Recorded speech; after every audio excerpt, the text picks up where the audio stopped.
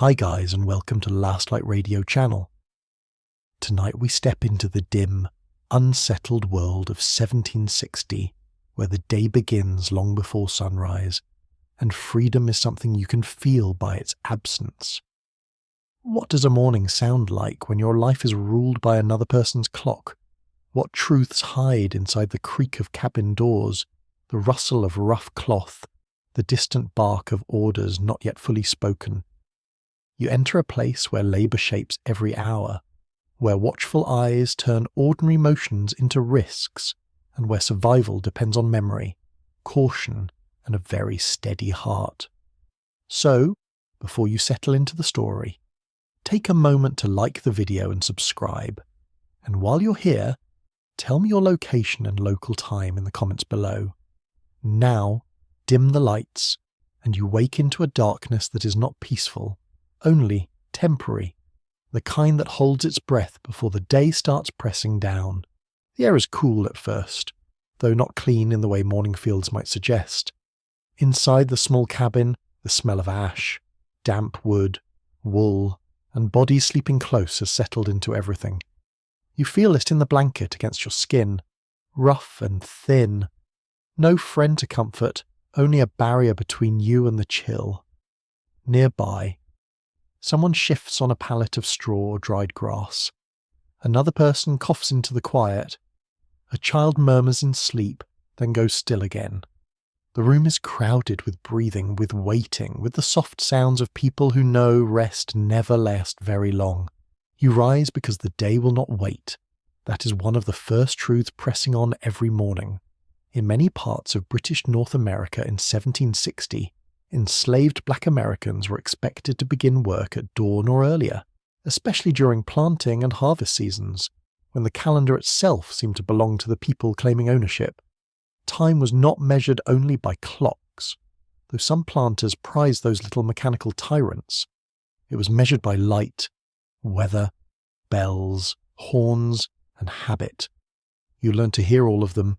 Outside, the earth feels cold under your bare feet or under shoes so worn they barely count. Dew clings to the grass. The sky is a dark grey wash, barely opening. In that hour the world looks soft from a distance, almost gentle, and that is the trick of it. A rooster calls. Somewhere an animal snorts in its stall. A dog gives one sharp bark. Then comes the more important sound, the one that sends a current through every muscle. Perhaps it is a bell from the main house yard. Perhaps a horn. Perhaps the voice of an overseer carrying through the half-light.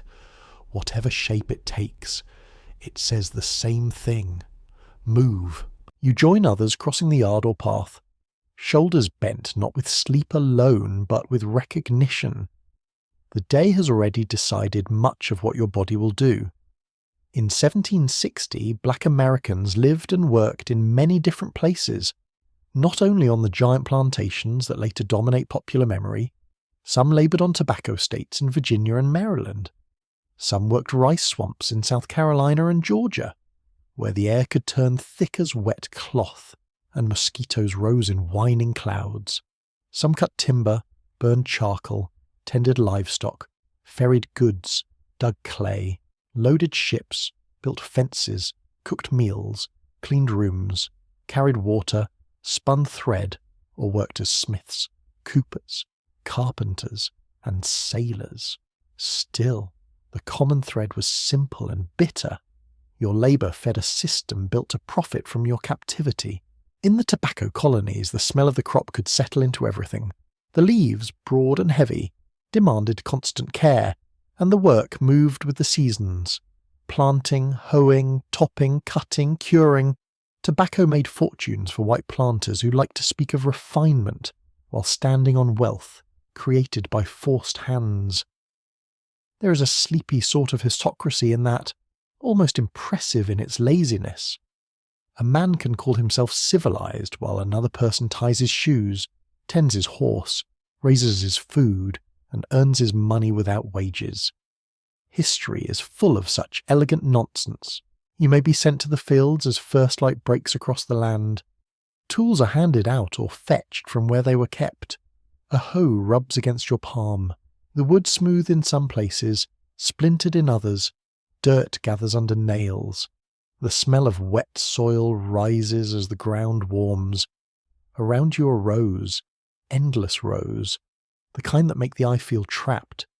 There is rhythm in the labour, but it is not the kind you choose. Swing, lift, bend, pull. The body learns efficiency because exhaustion punishes waste. Some people work in gangs under close supervision. Moving together, others are given tasks to complete, with a certain amount expected by day's end. Historians still argue whether task systems in some regions created slightly more personal time than gang labour, or whether that difference has been romanticised by later observers. Either way, the freedom was narrow and always conditional. You become alert to watching. That is another truth of the morning. Control begins early because power likes routine. An overseer on horseback might pass near enough for you to hear leather creak. A driver, sometimes an enslaved man forced into an impossible role between planter and labourers, might relay commands with clipped efficiency. At the big house, windows brighten one by one. Domestic workers are already inside, stirring fires, carrying water, emptying chamber pots, preparing breakfast trays, brushing coats, sweeping floors. Their work is indoors, but do not let anyone fool you into calling it easy.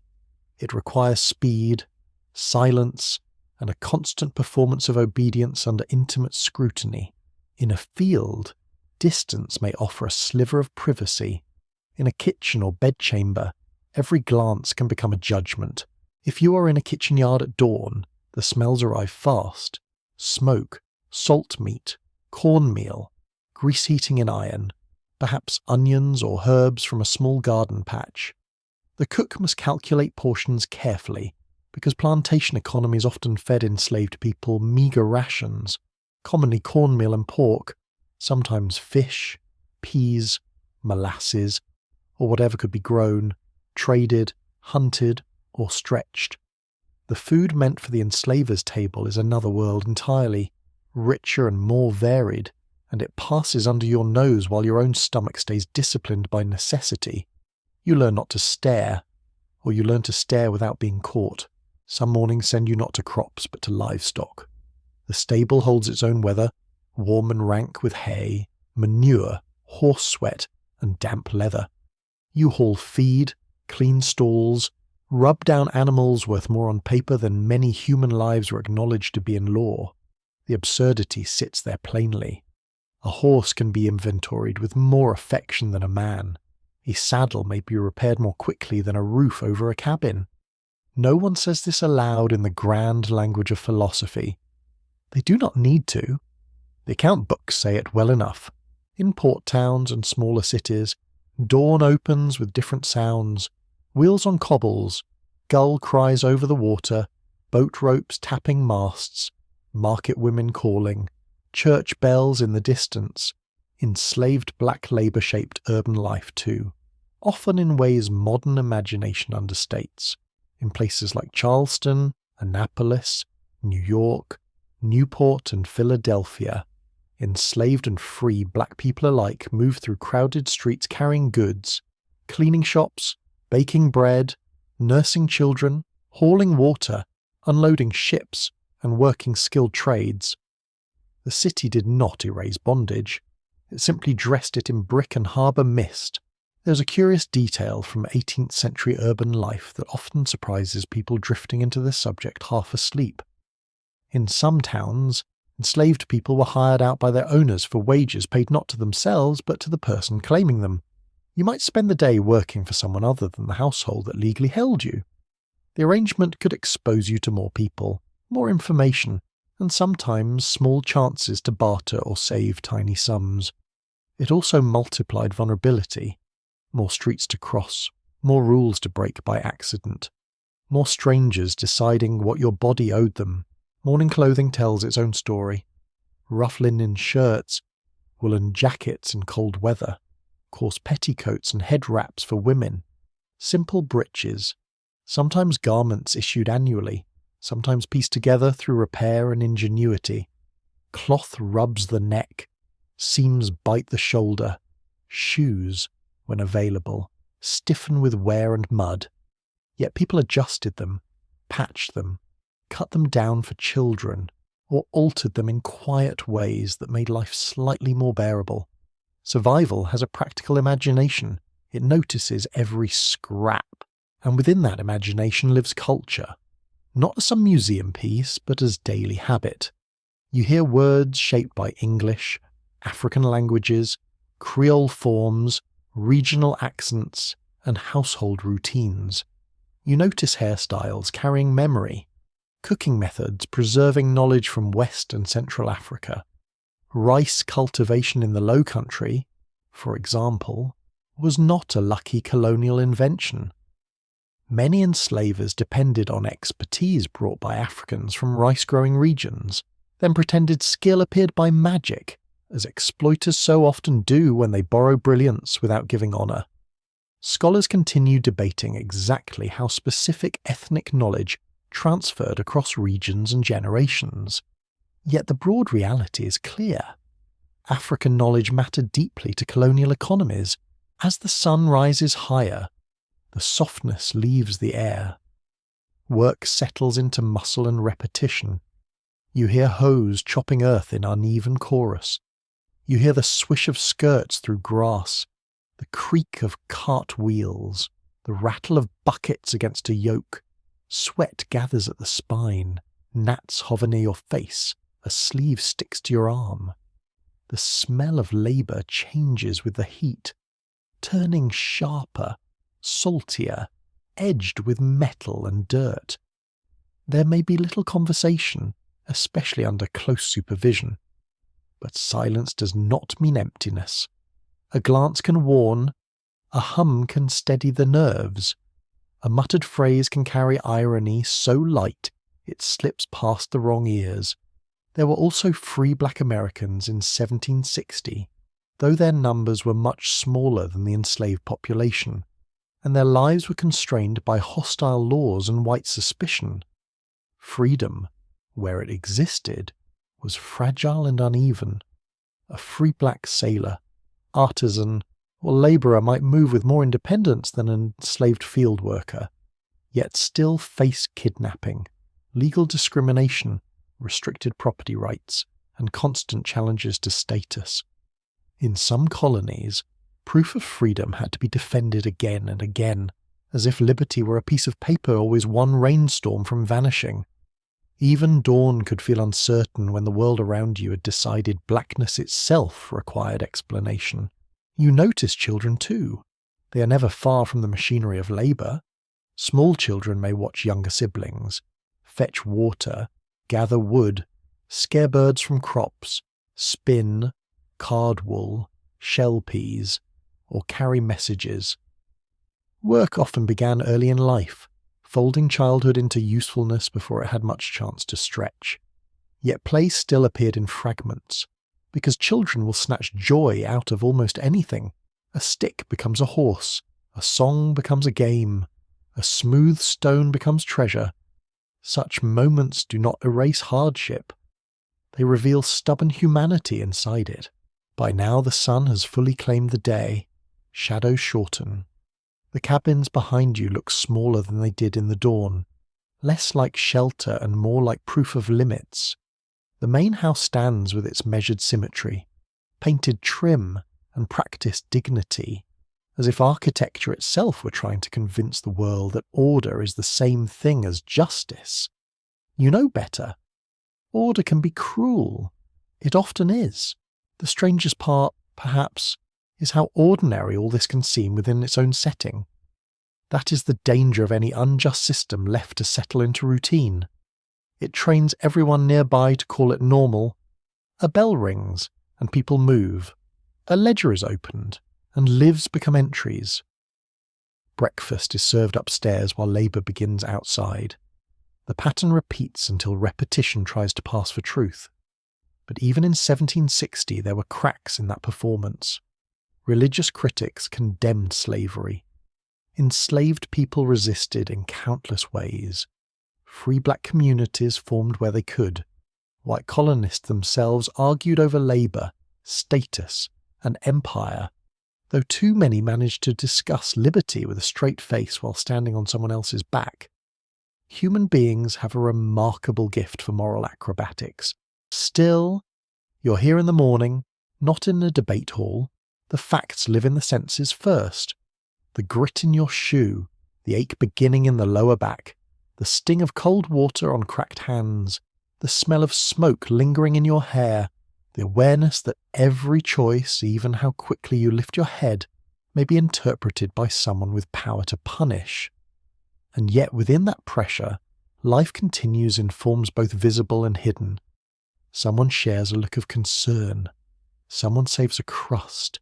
Someone remembers a name, a rhythm, a prayer, a route through the woods, a trick for easing hunger, a way to survive one more day without surrendering the self entirely. That is what the morning truly holds. Not simply toil, and not simply control, but the disciplined art of enduring under both. The sun rises over fields, kitchens, docks, stables, workshops, and streets. It lights the faces of people forced into labour, and it lights the careful intelligence with which they meet the day. You breathe the smoky air, hear the call to work, feel the rough handle in your hand, and understand that survival here is not passive. It is active, alert, and deeply skilled. Before the hour is fully grown, you've already read the weather, measured the temper of those in charge, judged the pace required, guarded your words, and prepared your body for what comes next. Morning is not a beginning in any simple sense. It is a test passed again and again, in silence, in motion, in the plain sight of a world determined not to see the full human depth standing right in front of it. By full morning, work has sorted people into places with almost theatrical precision, though there is nothing grand about it when you stand inside the arrangement. Bodies are assigned as if every person were a tool with feet. Some are sent toward open land where the sun finds them quickly. Some vanish into kitchens, dairy rooms, smokehouses, and wash yards. Some head for workshops where iron, wood, leather, rope, and sweat create the objects that hold colonial life together. Some move toward rivers, docks, and roads, carrying the invisible burden of making the whole economy breathe. It is all labour. It is all necessary. And it is all designed to benefit someone else. If you're placed in field work, the landscape becomes your employer, your enemy, and your schedule.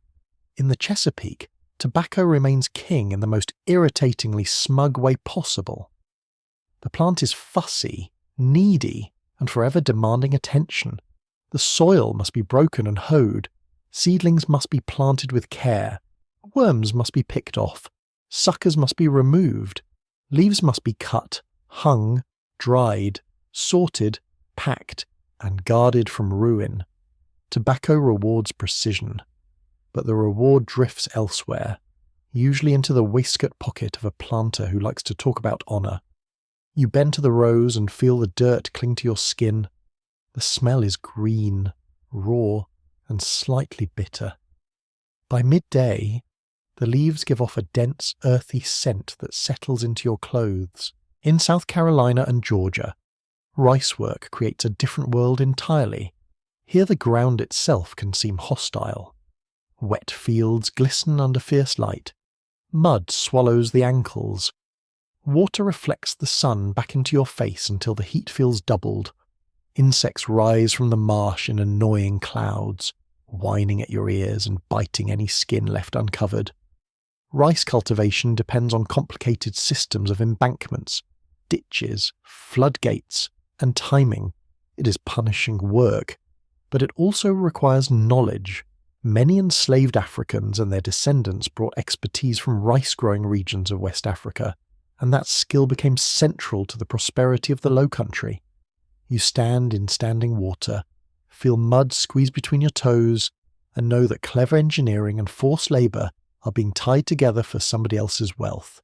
Indigo, where it is grown, stains the day in stranger colours. The plant itself may not look dramatic in the field, but the processing is a messy, smelly business.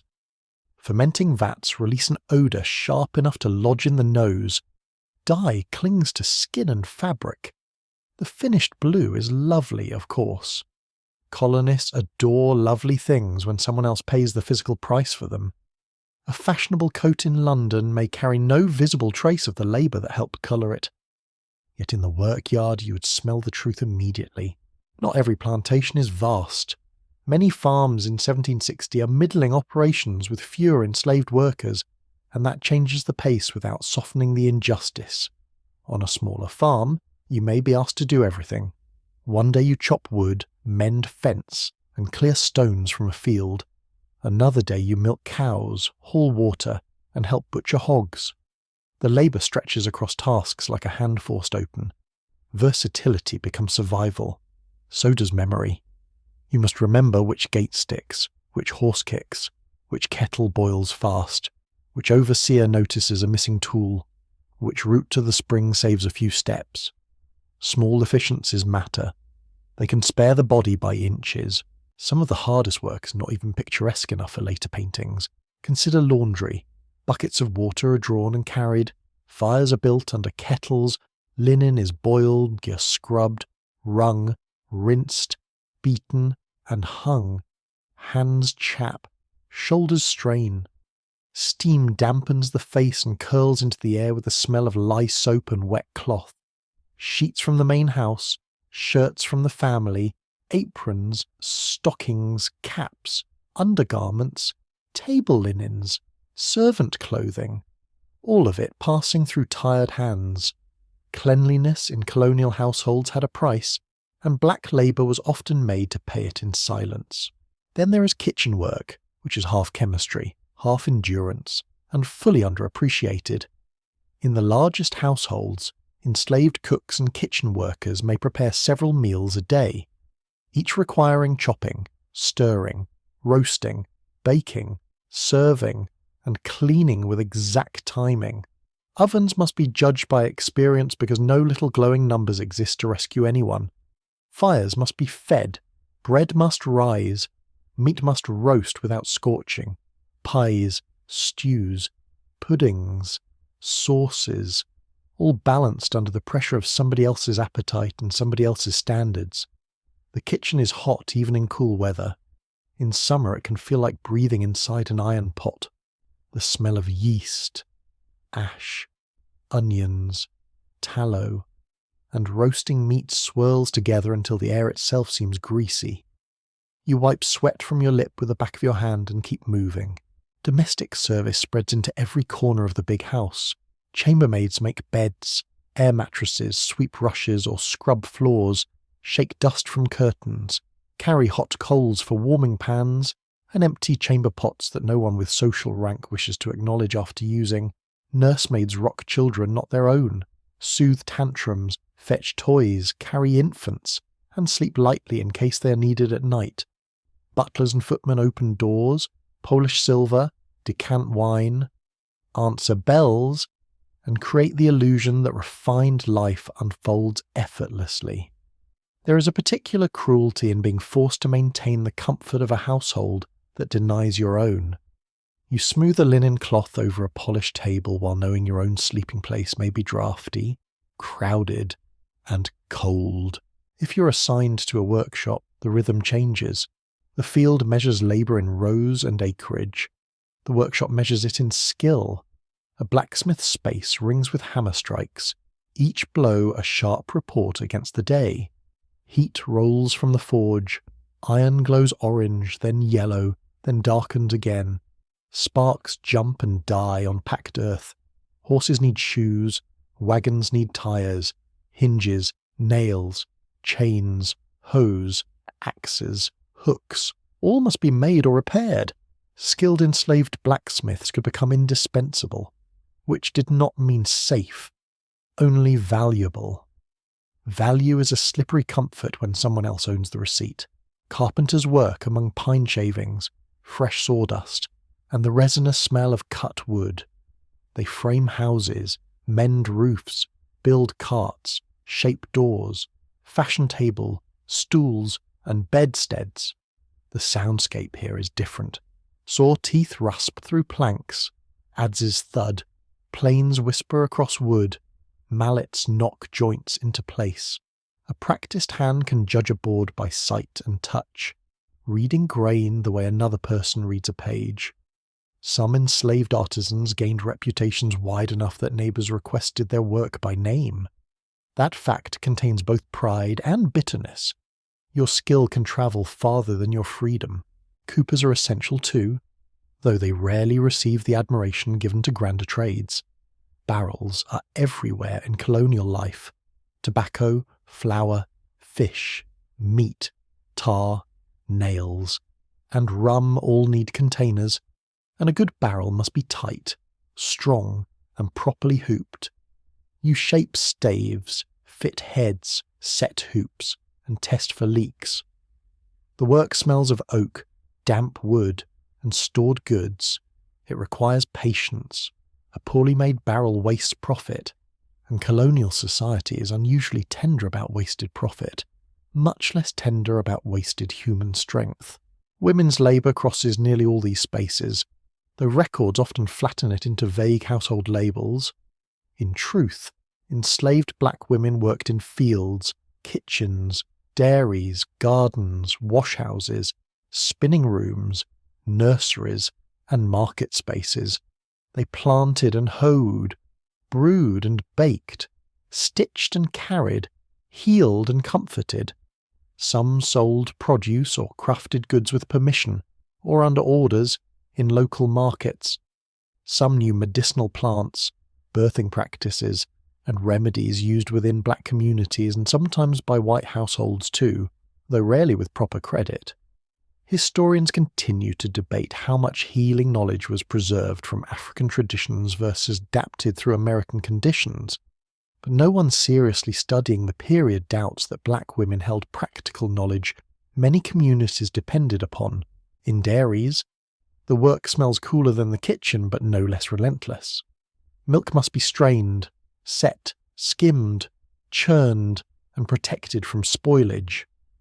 Butter requires rhythm, and rhythm requires stamina. Churns thump for long stretches until cream thickens into something useful. Cheese-making adds another layer of attention. The room may be stone-floored, dim, and damp. Even there, away from open fields, labour clings to the body, your wrists ache, your apron is spotted, the day moves on. Gardens and orchards create their own kind of work, one that looks gentle only to people who have never done it.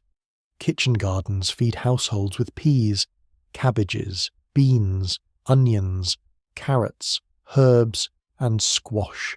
Fruit trees need pruning, weeds need pulling, fences need mending, paths need clearing, soil needs turning. In some places, enslaved people also maintained their own small provision grounds, especially where owners expected them to supplement meagre rations. Those patches could become deeply important, not just for food, but for control over a tiny corner of life. Sweet potatoes, yams, greens, beans, and other crops could make the difference between hunger and something like sufficiency. A garden bed may look humble. It can also be a quiet declaration that survival is not entirely surrendered. At docks and warehouses, work becomes heavier and more public.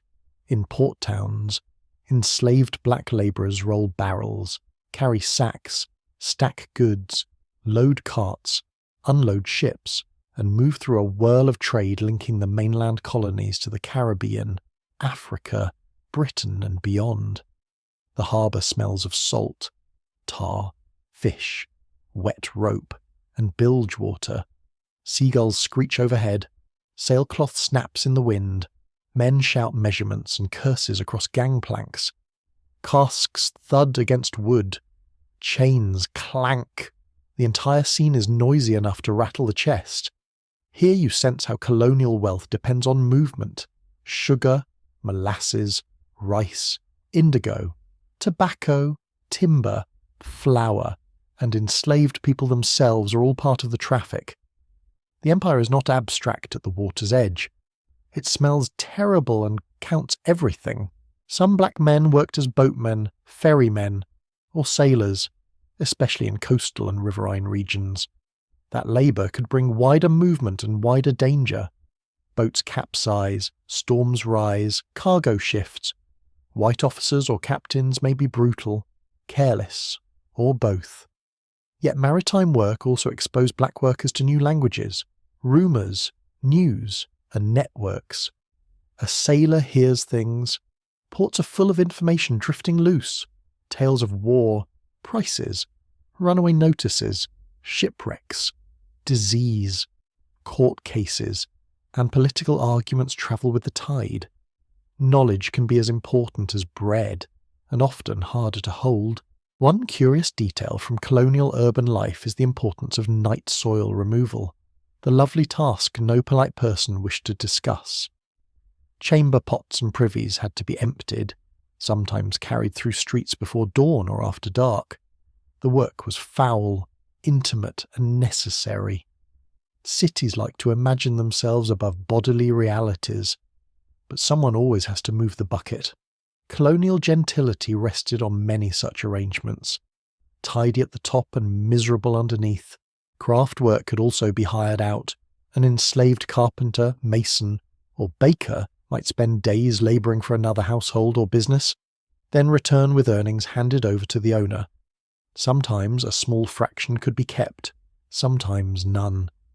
The arrangement varied by colony, household, and circumstance. Scholars still dispute how often hired-out labour gave enslaved workers meaningful room to negotiate, since any extra mobility also increased surveillance and risk. What is certain is that the system prized profit and flexibility, not justice.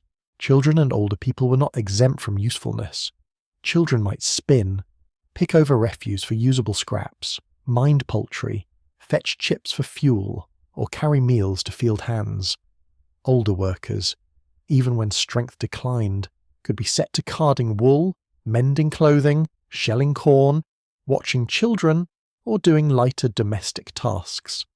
The system squeezed labour from every stage of life. It was painfully efficient that way, and yet, within these many forms of work, individual competence mattered. You know who can thatch fast, who can calm a skittish horse, who bakes bread with a good crust, who fixes a cracked wagon wheel, who can sharpen a blade properly, who keeps seed dry, who can judge weather by smell. These are not small things. They make households function. They keep farms alive. They reduce waste and prevent disaster. Colonial society depended on this intelligence while pretending mastery belonged elsewhere. As afternoon leans toward evening, the variety of labour becomes impossible to miss. A woman lifts steaming linen from a kettle with reddened hands. A man at the forge turns glowing iron with tongs, his face slick with sweat. Children chase geese from a path. A carpenter checks the fit of a door with careful fingertips. A dock labourer braces his shoulder under a sack of flour. A cook skims fat from broth, while smoke curls into the rafters. A stable hand works burrs from a horse's mane. None of this is decorative. It is the machinery of daily life. That is what work means here in 1760. Not one task, but a web of them. Not one landscape, but many. The field, the dock, the dairy, the washyard, the forge, the nursery, the market stall, the kitchen, the stable, the workshop, all linked by compulsion and by skill. You feel the grain of wood, the weight of buckets, the sting of smoke, the pull in the spine, the mud drying on the ankle, the salt air on the harbour, the rhythmic slam of a hammer, the slap of wet cloth against a board. Each labour leaves its mark on the body. Each one also proves something the system tries not to admit. The people forced to work are not merely present. They are the ones making the colonial world function at every level, from the grandest export trade to the plainest loaf of bread cooling on a table. Control has a sound long before it becomes visible. It can be the scrape of a key in a lock, the sudden hush when footsteps approach, the rustle of paper carrying an order, the crack of a whip kept in sight even when not used. In 1760, for black Americans living under slavery, power was not only a matter of labour, it was built into roads, doors, laws, habits, clocks, and glances. You could feel it in the way a person straightened when called by name, in the way conversation changed when white ears came near, in the way movement itself had to be explained.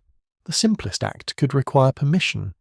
Walking to another plantation, visiting a spouse on a neighbouring property, carrying produce to market, delivering a message, even stepping onto a road at the wrong hour could raise suspicion. In many colonies, enslaved people needed passes or written permission to travel away from the land where they were held. A piece of paper might describe who you were, who claimed you, where you were going, and when you were expected back. Without it, your body became evidence against itself. Patrols, constables, overseers, and ordinary white men could stop you and demand an account. The road was never just a road. It was a place where authority waited to be exercised. The pass itself had a texture to it.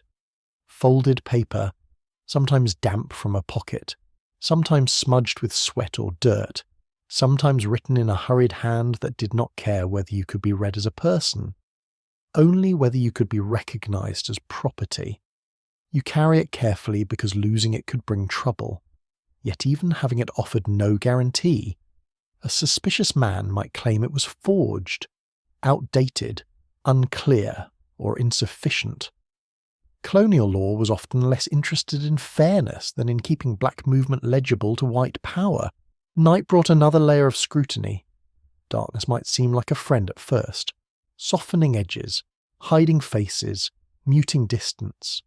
But white authorities feared what could happen after sunset.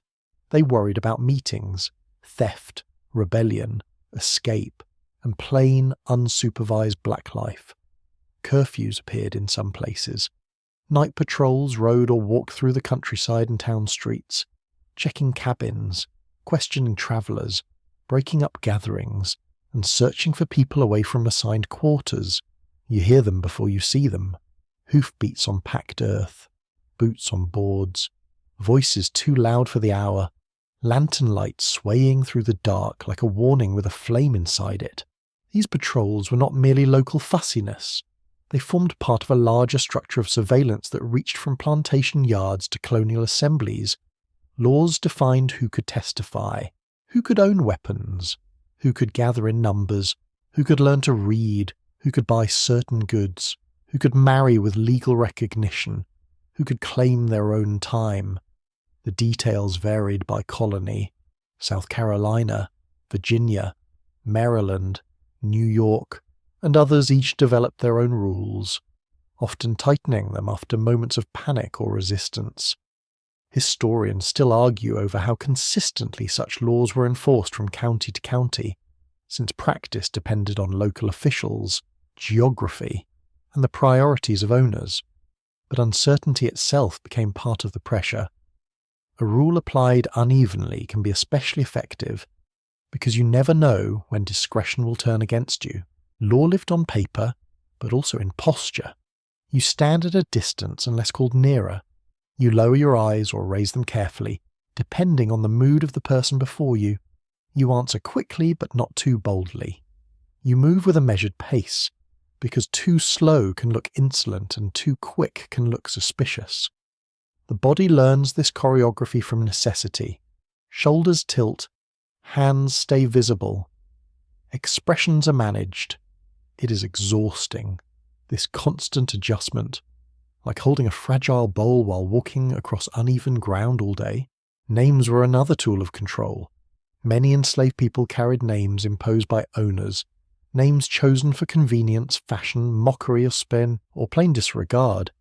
An African name might be lost, shortened, altered, or used only in private circles. Family names often reflected ownership rather than ancestry. A person could be called one thing in the quarter, another in the ledger, and another in the field. There is a quiet violence in naming someone for your own ease, and yet people kept identities alive in memory, in Kinship, in stories whispered where authority could not fully hear. Clothing also revealed rank and regulation, better fabric, better shoes, cleaner cuffs, a hat with shape still in it. These signalled relative status within white society, but also among enslaved workers assigned to different roles. Domestic workers sometimes wore livery or better maintained garments because their appearance reflected on the household. Field hands often received coarser clothing meant for durability rather than comfort. In either case, clothing could be used to distinguish reward, shame, or display. A person dressed for service became part of the owner's public image. Even the cloth on your back could be turned into an argument for someone else's authority. Punishment hovered nearby whether or not it fell at that moment. It might mean extra work, reduced rations, confinement, sale, physical violence, or the separation of family members. The threat alone did much of the work. Fear is efficient. It saves an oppressor time. A man does not need to strike every day if memory carries yesterday into today. You smell dread sometimes before anything happens. It sharpens the air. It changes breathing. It stills conversation. Sale was among the deepest terrors because it transformed human uncertainty into a marketplace routine. At any time, debts, estate divisions, punishment, speculation, or convenience could push a person from one household to another. You might be valued for skill, youth, strength, fertility, or obedience. All those chilling categories that reduced living people to tradable qualities. Appraisers could inspect bodies with cold practicality, noting scars, teeth, age, and perceived health. A child could be counted in pounds and shillings. So could a mother. The record books managed this without blushing. There were also subtler humiliations, the daily abrasions that left no obvious wound, being interrupted mid-sentence, being discussed while standing in the room, being ordered to wait while others ate, being denied the privacy to grieve, being expected to smile when serving guests, being praised as loyal in a tone that treated loyalty as a natural duty rather than a demanded performance. Colonists often liked to imagine themselves kind if they were not openly savage at every moment. It is an impressively low standard for self-admiration. Children learn the system early. A child might be corrected for speaking out of turn, for lingering near the big house, for failing to step aside quickly enough. Young people absorbed who could command whom, which spaces were forbidden, when silence was safest, and how adults around them masked fear for their sake. Some children were hired out, sold, or assigned labour long before they could understand the legal language controlling them. Yet they understood power in practical terms. Who can call you? Who can hit you? Who can take you away? Such lessons arrive fast in a world built on domination. Control extended into religion as well. Some white ministers and owners encouraged Christian instruction for enslaved people, though often in forms emphasizing obedience and submission. Others feared that literacy or independent gatherings might create danger. Sermons could be used to preach patience, humility, and earthly suffering as a path to heavenly reward. At the same time, black listeners were never merely empty vessels receiving the message as intended. People interpreted, adapted, and reworked religious ideas through their own experiences. Still, official religion could become another fence. A Bible verse in the wrong hands might function like a lock. Architecture helped too. The placement of cabins, the visibility of paths, the nearness of the big house, the location of kitchens and workyards, all mattered. A cabin row close to the owner's dwelling invited observation. Windows facing the yard allowed watching. Separate buildings for smokehouses, dairies, and storerooms required constant movement that could be monitored. Fences guided both livestock and people. Gates narrowed passage. Even landscape could be arranged as discipline. You feel it when you realize there are only certain ways to move without being noticed, and even those belong to somebody else's plan. In towns, control took on a more crowded form. Streets created chances for encounter, but also more eyes. Bells marked public time, notices were posted, black people, enslaved or free, might need to prove status when challenged. Urban authorities feared fire, theft, unrest, and conspiracy, especially in port cities where ships brought news and strangers. Markets were watched. Taverns were watched. Waterfronts were watched. White anxiety turned ordinary gathering places into suspicious ground. It is hard to relax in a city when every corner feels half like an opportunity and half like a trap. Free black people faced their own web of restrictions. Freedom did not dissolve racial control. A free black man might still be denied voting rights, excluded from many professions, taxed differently, required to register papers, or vulnerable to kidnapping by those eager to turn liberty into profit. A free black woman might build a household or small business while constantly defending her legal status against challenge. The line between enslaved and free could be crossed violently by fraud, force, or indifference. In such a world, documents mattered, witnesses mattered, reputation mattered, and none of them were fully secure. One quirky but revealing detail from 18th century regulation is how deeply some authorities worried about drums, horns, or other signalling devices among enslaved communities. Sound could coordinate movement, sound could gather people, sound could carry meaning beyond white understanding. In some places, this made officials uneasy enough to regulate or discourage such practices. The fear tells you a great deal. Power is always nervous about communication it cannot fully interpret. Markets and stores could become sites of discipline too. An enslaved person sent to buy or sell goods might be trusted with errands but not with autonomy. Purchases could be checked. Time away could be measured. Unauthorized trade, especially in stolen goods or homegrown produce, might bring punishment. Yet these same exchanges could allow the circulation of information, favours, and tiny resources. That is partly why they were watched. Control is most intense where people might create room for themselves. The emotional toll of all this is difficult to overstate. Constant supervision does not simply restrict action, it reshapes attention. You begin listening with one ear for danger while using the other for daily life. You assess faces quickly. You remember moods. You prepare explanations in advance. You avoid seeming secretive while protecting what matters. Privacy shrinks. Spontaneity shrinks. Even laughter may need to be timed carefully. It is a strange way to inhabit a body, always present yet never fully at ease inside its own movements. And still, white control was never complete in the way it pretended to be. Rules multiplied precisely because people found ways around them. Passes could be borrowed, altered, or verbally excused. Meetings could be hidden in plain sight under the cover of labour. Worship or visiting.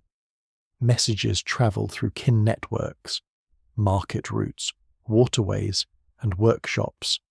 Owners complained endlessly about deceit, laziness, insolence, and theft. Those favourite words of people shocked to discover that the oppressed have inner lives. Colonial records are full of irritation because authority kept encountering limits. You see those limits in small moments. A woman pauses just long enough at a well to exchange news. A man returning with a cart takes a route that allows a brief stop near kin. A teenager learns which constable drinks too much and misses details.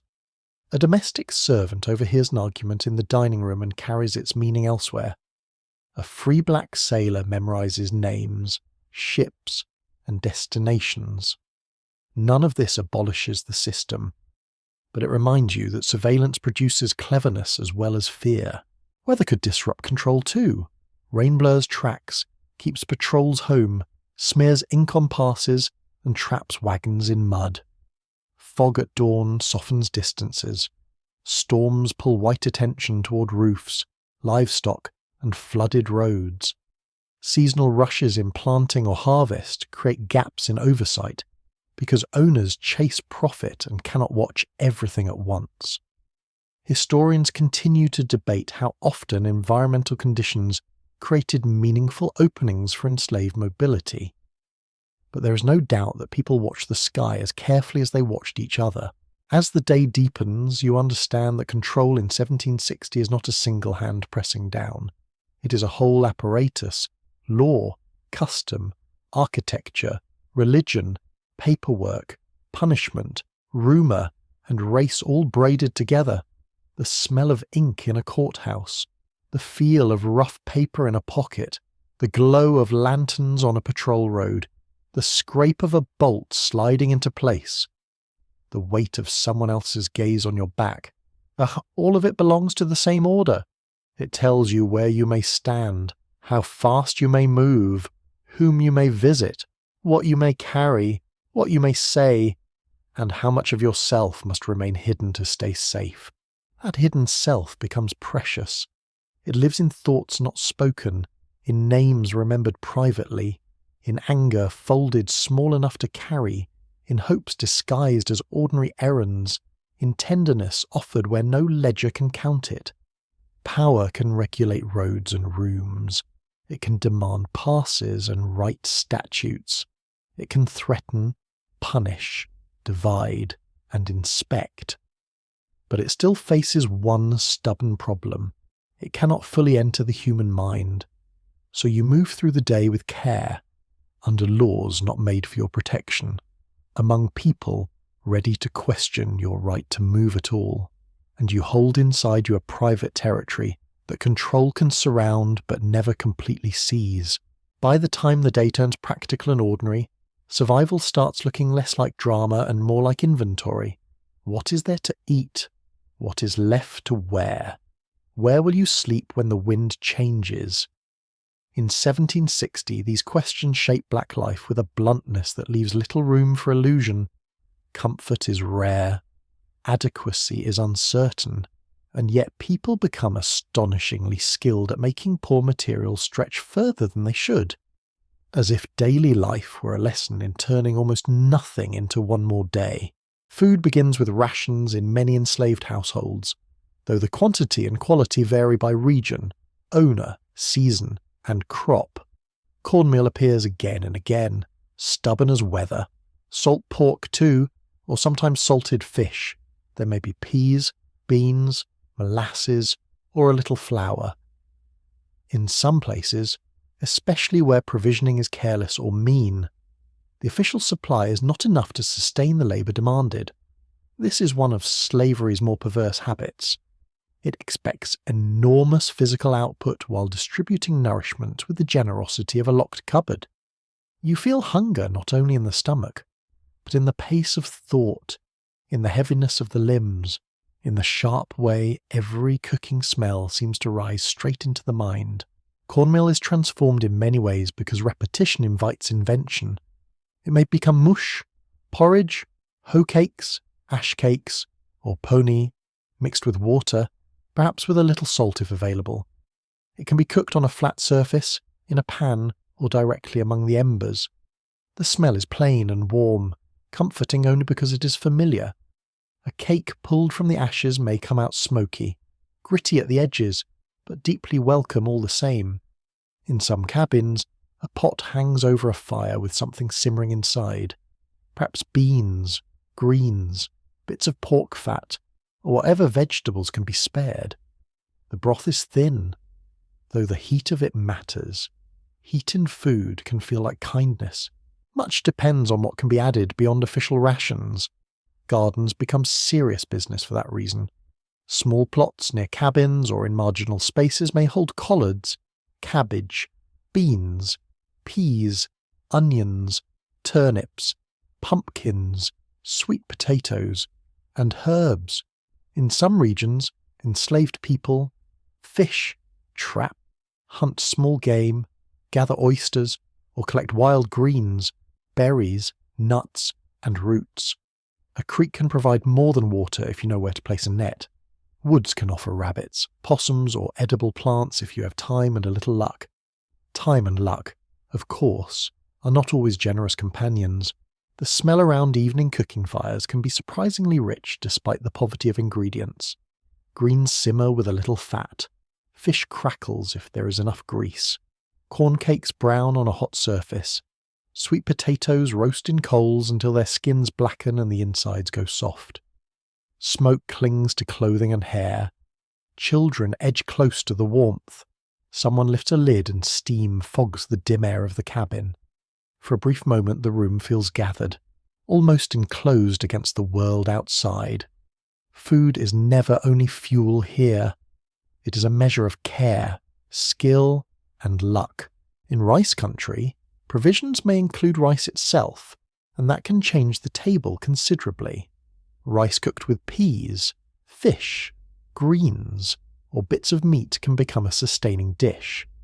One rooted partly in African food traditions carried across the Atlantic and reworked under brutal conditions. Culinary memory survives because people keep practicing it, even when the setting is hostile. A seasoning, a method, a way of combining grains and greens. All these preserve knowledge. Scholars still debate the exact line between African continuities and New World adaptation in early black foodways, but the kitchen makes one thing plain. People did not arrive in America without culture. They arrived with techniques, tastes, and judgments that continued to shape what ended up in the pot. Quirky details surface in these kitchens too. Ground corn and clay were sometimes paired in stories told by travellers who wanted to emphasise hunger or strange habits. Though such accounts are not always reliable, colonial observers loved exaggeration almost as much as they loved hierarchy. But there is no doubt that people used every scrap available. Bones were boiled for flavour, drippings were saved, leftovers from the main house, when they could be obtained, were treasured and transformed. A spoonful of grease, a heel of bread, a bruised apple, a handful of peas. These could alter an evening meal from grim to tolerable. Clothing tells a similar story of scarcity managed through patience. Enslaved people were commonly issued garments once or twice a year, often of coarse wool, Osnaburg linen, or other cheap fabrics chosen for cost rather than comfort. Men might receive a shirt, breeches, perhaps a jacket. Women might receive a shift, petticoat, gown, headcloth, and apron. Children often wore very little in warm weather and hand-me-downs whenever possible. Shoes were precious and not always available. Some owners delayed issuing them until cold months, or counted on people to go barefoot when weather allowed. Bare feet toughen, of course, but toughness is not the same as ease. You feel the fabric immediately. Coarse linen scratches at the neck, wool itches when damp, seams rub the shoulder raw if a garment hangs badly. In summer, heavy cloth sticks with sweat. In winter, thin cloth does little against wind sneaking through gaps in the cabin wall. Head wraps, hats, kerchiefs, aprons, and extra layers are used not just for modesty or appearance, but for survival.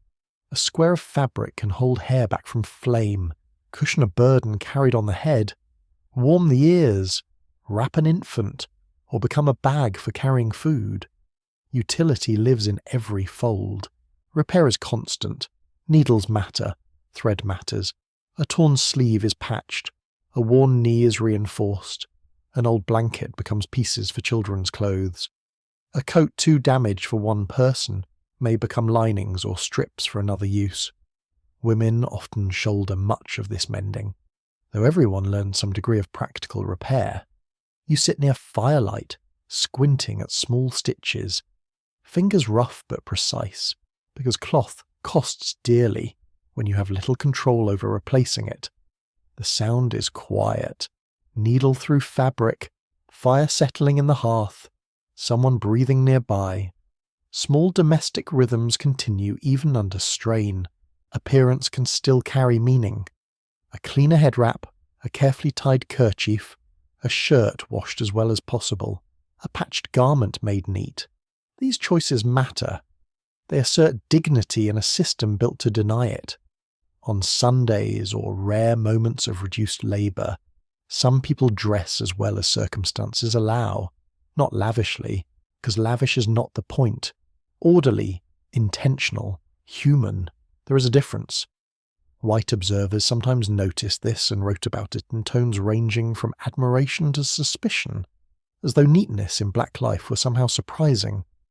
Colonial society was forever startled to discover self-respect among the people it tried hardest to degrade. Bedding is another lesson in making do. a few blankets, perhaps straw pallets, corn husk mattresses in better circumstances, rough bedsteads in some cabins, though many sleep on the floor or on simple raised platforms.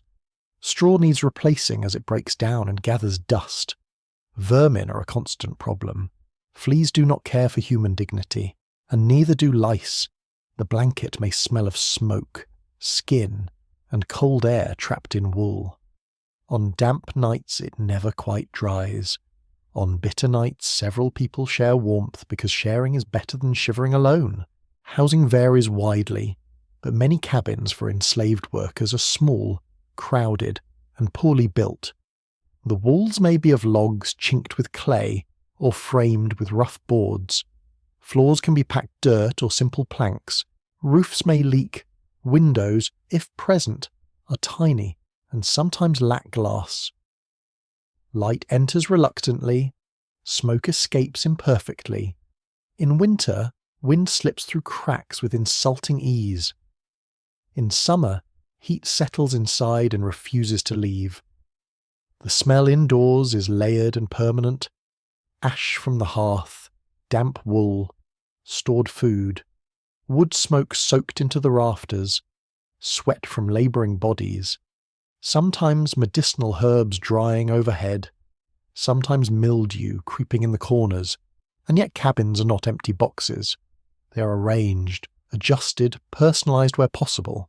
A stool repaired 3 times, a gourd used as a dipper, a kettle blackened by years of cooking, pegs for hanging garments, a chest, if one exists, for storing precious belongings, a bowl carved by hand, a broom of bundled twigs, a scrap of cloth covering a shelf, a few shells, beads, or keepsakes tucked where hands can find them.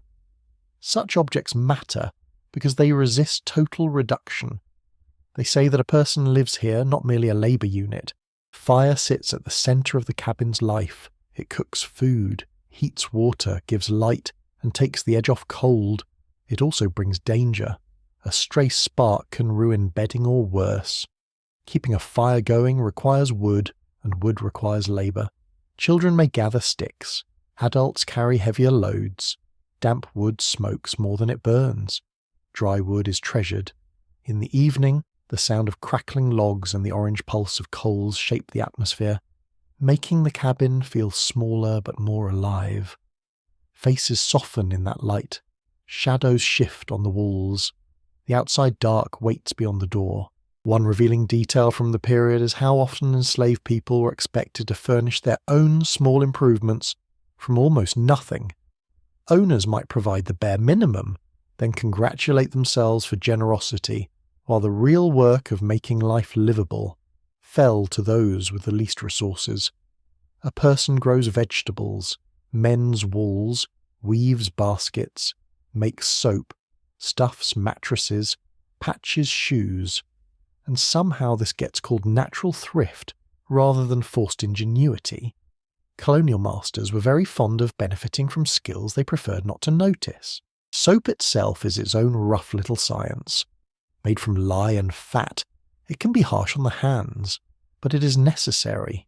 Washing clothes, cleaning cooking pots, scrubbing floors, washing bodies when possible.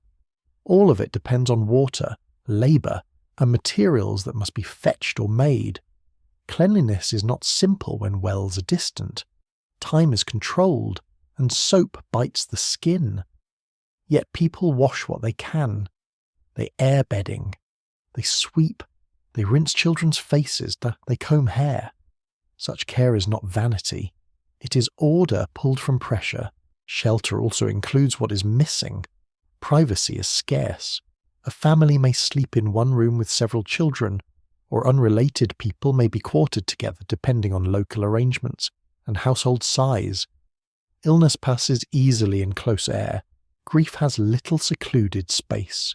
New mothers, sick elders, and restless children all occupy the same narrow setting. Sound carries through thin walls. A cough in one cabin can be heard in the next. So can laughter, prayer, argument, song, and the quiet murmur of evening talk. Weather changes everything. In winter, the cold sneaks up from the floorboards and presses through every seam in the wall. Hands stiffen. Breath shows in the room before the fire fully catches. Blankets never seem heavy enough. In summer, the opposite trouble arrives. Air stalls. Mosquitoes whine at the ear. Sweat dampens bedding. The smell of the cabin thickens with heat. Storms bring their own anxiety. Rain on the roof can be soothing for a moment, then alarming if the roof gives way or the walls start to seep. You learn to listen closely to weather because housing is not sturdy enough to ignore it.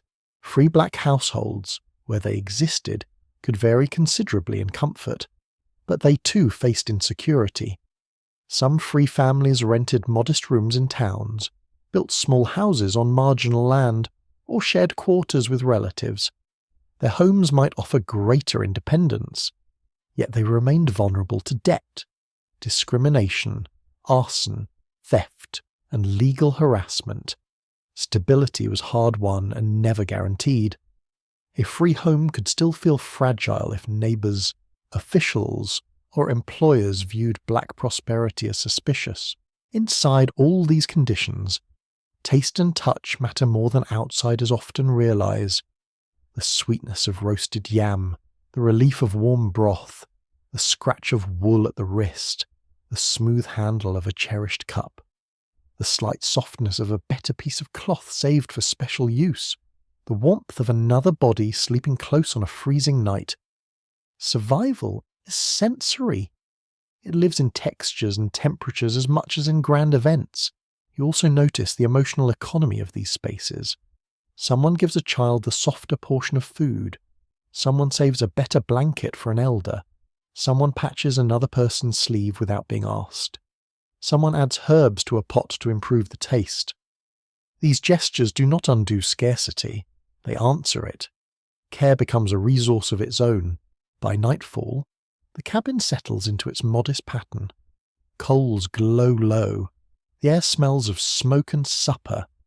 A spoon scrapes the bottom of a bowl. Cloth is folded for another day.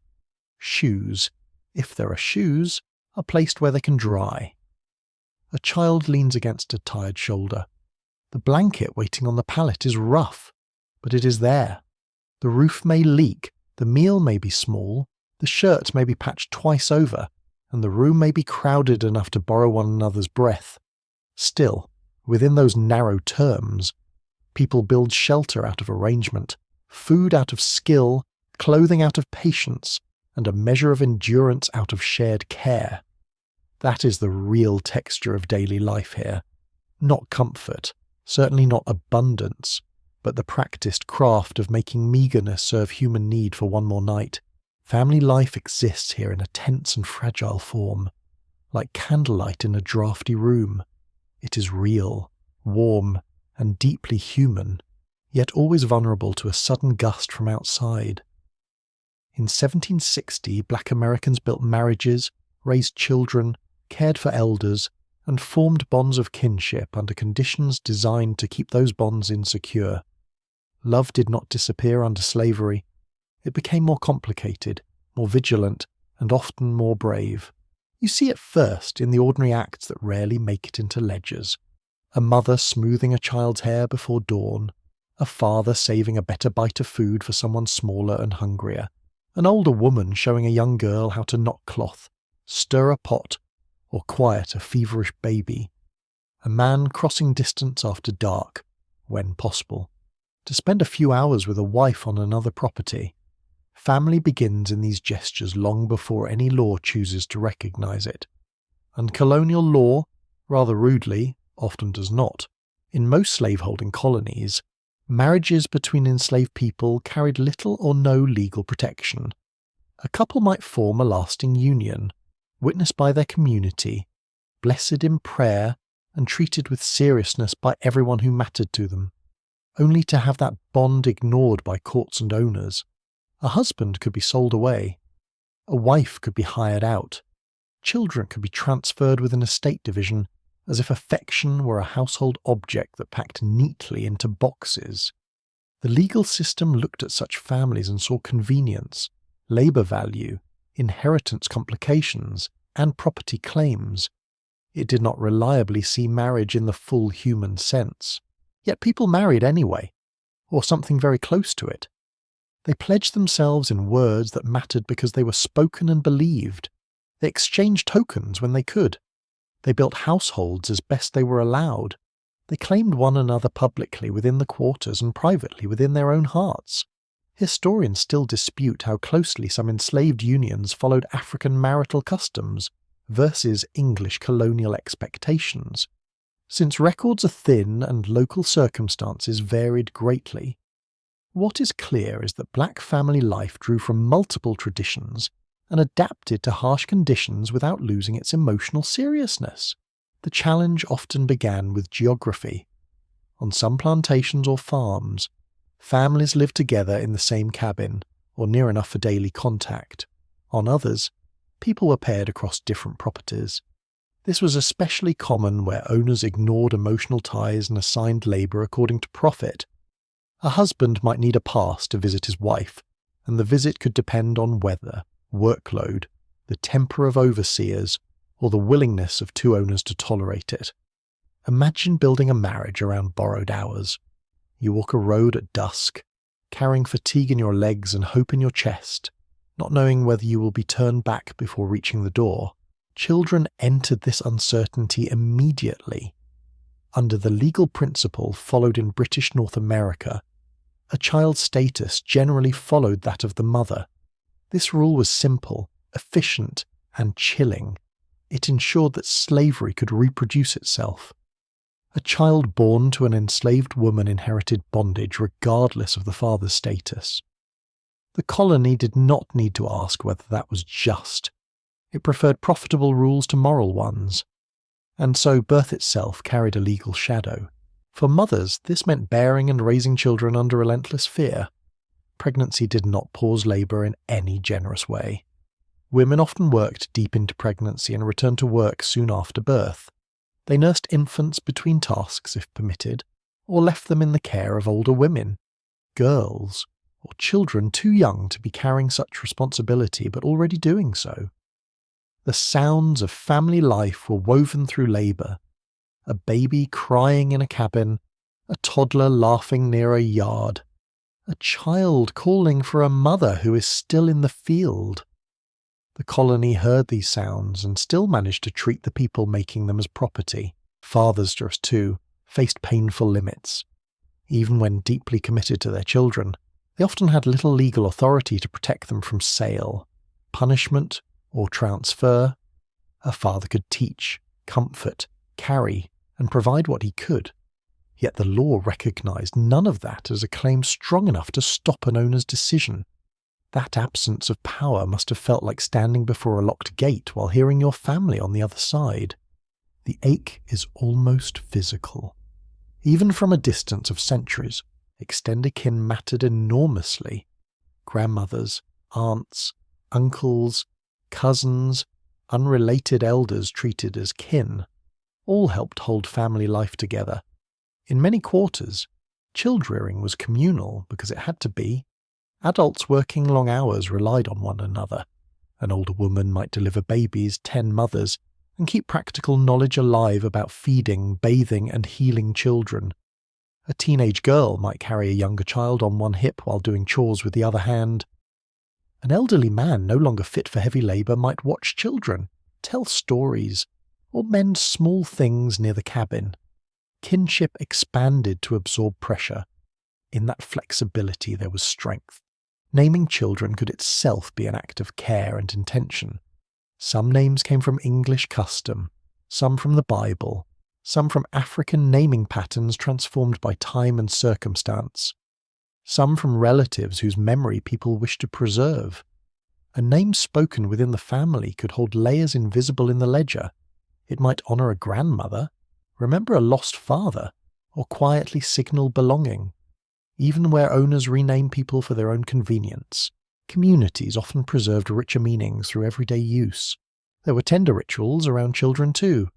Lullabies hummed late at night, teething remedies mixed from herbs, a strip of cloth tied gently around an infant, little games played in dust or beside the doorway while adults worked nearby, a carved toy, a polished shell, a stick horse, a rag doll made from scraps. None of these erase hardship. They prove that imagination survives it. A child reaches for joy the way a vine reaches for light.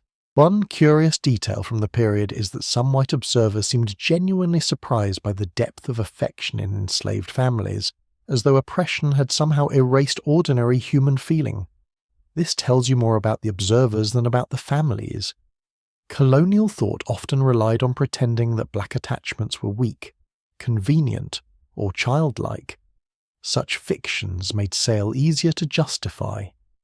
If a mother's grief is dismissed as lesser, then the auction block appears less monstrous to those profiting from it. It is a cold trick of language, and a familiar one. Sale remained the great destroyer of family stability. Estate settlements after a death could divide households with neat arithmetic. Debts could scatter parents and children. Punishment could remove one spouse from the other. Traders and speculators treated people as assets that could be rearranged at will. Some families tried to stay informed about rumours of sale. They watched the behaviour of owners. They listened for visits from strangers, whispers about debt, changes in household management, or the sudden cleaning and inspection that might precede a transaction. Anxiety lived close to the skin. Imagine the sounds of such a day: horses arriving, voices in the yard, a door opening and closing more sharply than usual, names being called, silence after, in many accounts from later periods. People remembered the special terror of hearing a child's name or a spouse's name spoken in that tone. Even when no sale followed, the fear was enough to alter the air in a cabin for hours. Historians continue debating how frequently nuclear families were broken in every colony at every moment, since patterns differed by region and estate size. But there is no disagreement on the larger point. The possibility was constant, and its emotional power shaped daily life. Death was another shadow over family. Illness, childbirth, overwork, malnutrition, accidents, and inadequate shelter all made life precarious. Infant mortality was high. Adults too could vanish early from diseases that moved quickly through crowded quarters or through the wider colony. Grief had to be managed around labour demands. There was often little time for prolonged mourning in the formal sense, though communities found ways to mark loss through prayer, song, vigil, memory, and spoken remembrance. Sorrow did not wait politely for free time. Within all this, affection became practical as well as emotional. Love meant teaching survival. A mother might train a child to read the mood of an overseer from the set of his shoulders. A father might explain which roads are safer, which dogs bark first, which white men are drunk by sundown, which creek can be crossed after rain. An aunt might teach a girl how to stretch cloth, soothe cramps, hide a keepsake, or answer questions without giving too much away. Family passed down not only tenderness but technique. Children learned quickly because childhood was compressed. By 6 or 7, many were already carrying water, minding poultry, gathering fuel, or caring for younger children. By 10 or 12, they might join more regular labour, yet they remained children in ways that mattered. They played chasing games. They invented songs. They stole moments of mischief. They asked questions no adult could fully answer, especially the painful ones. Why can he sell us? Why can she not come back? Why must I work there? Adults had to answer with a blend of honesty and protection, which is among the hardest forms of love. Some family ties stretch beyond blood. Fictive kin, the people you call auntie, uncle, brother, or grandmother because shared life has made it true, were central in many black communities. A woman separated from her own mother might be guided by an older neighbour. A child whose father was sold away might attach himself to another protective man in the quarter. A widower might rely on the household next door for food during illness. These ties created resilience where law offered none. Community became a second architecture around the family. Marriage customs themselves varied. Some couples may have jumped a broom in ceremonies remembered later in black communities. though the evidence for exactly how widespread that practice was in 1760 remains uncertain and scholars still discuss its origins. What matters more than the specific ritual is the pattern beneath it. People wanted ceremonies, they wanted witnesses, they wanted a public recognition of commitment.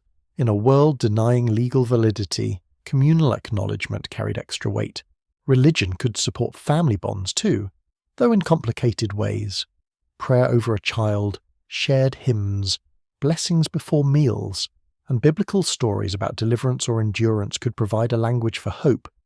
At the same time, white ministers and owners might use religion to preach obedience within the household order. Families had to sort through messages, keeping what strengthened them and quietly refusing what diminished them. That kind of sorting takes discernment, and discernment tends to flourish under pressure. Mothers often bore a double burden in white eyes. They were valued for labour and for reproduction, which is a particularly ugly combination. Their bodies were expected to sustain both present work and future wealth for owners. Yet within black family life, motherhood carried meanings far beyond what the market assigned. It meant memory, authority, warning, comfort, discipline, and continuity. A mother's voice in the evening, tired but steady, could organise the whole emotional weather of a cabin. Fathers found other ways to make presence count, even within restricted conditions. Some taught boys a trade skill. Some carried children on their shoulders after dark when little feet were too tired to walk. Some told stories, joked gently, or sang in low voices while mending tools or plaiting something useful from reed or cord. Masculinity in this setting could not rely on legal authority or open protection in the way white society liked to define it. Instead, it often appeared through provision, steadiness, ingenuity, and emotional endurance. The physical space of family life was narrow, but emotionally it could be spacious. In a crowded cabin, with firelight flickering and the smell of supper still hanging in the air, a parent strokes a child's forehead until sleep comes.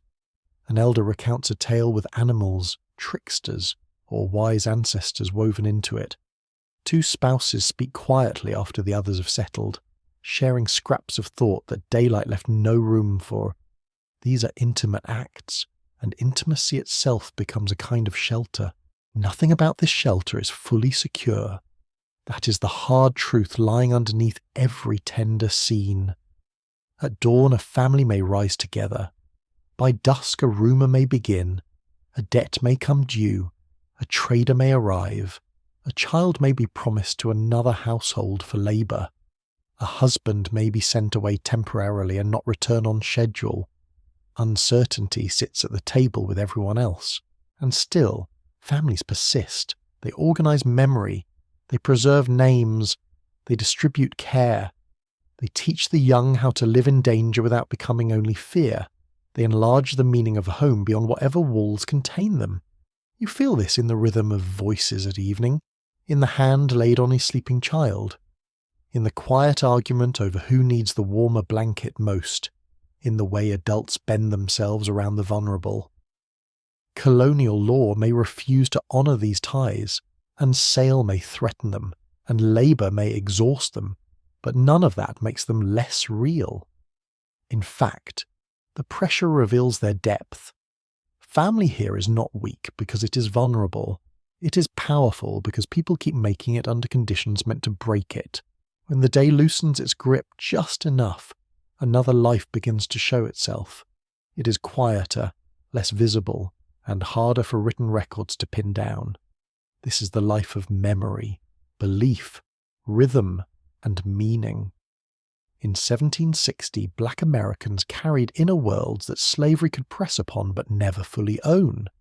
You find those worlds in prayer spoken softly near a fire, in songs half hummed while hands are still busy, in gestures repeated because an elder once taught them, and in the stubborn decision to believe that life contains more than labour and command.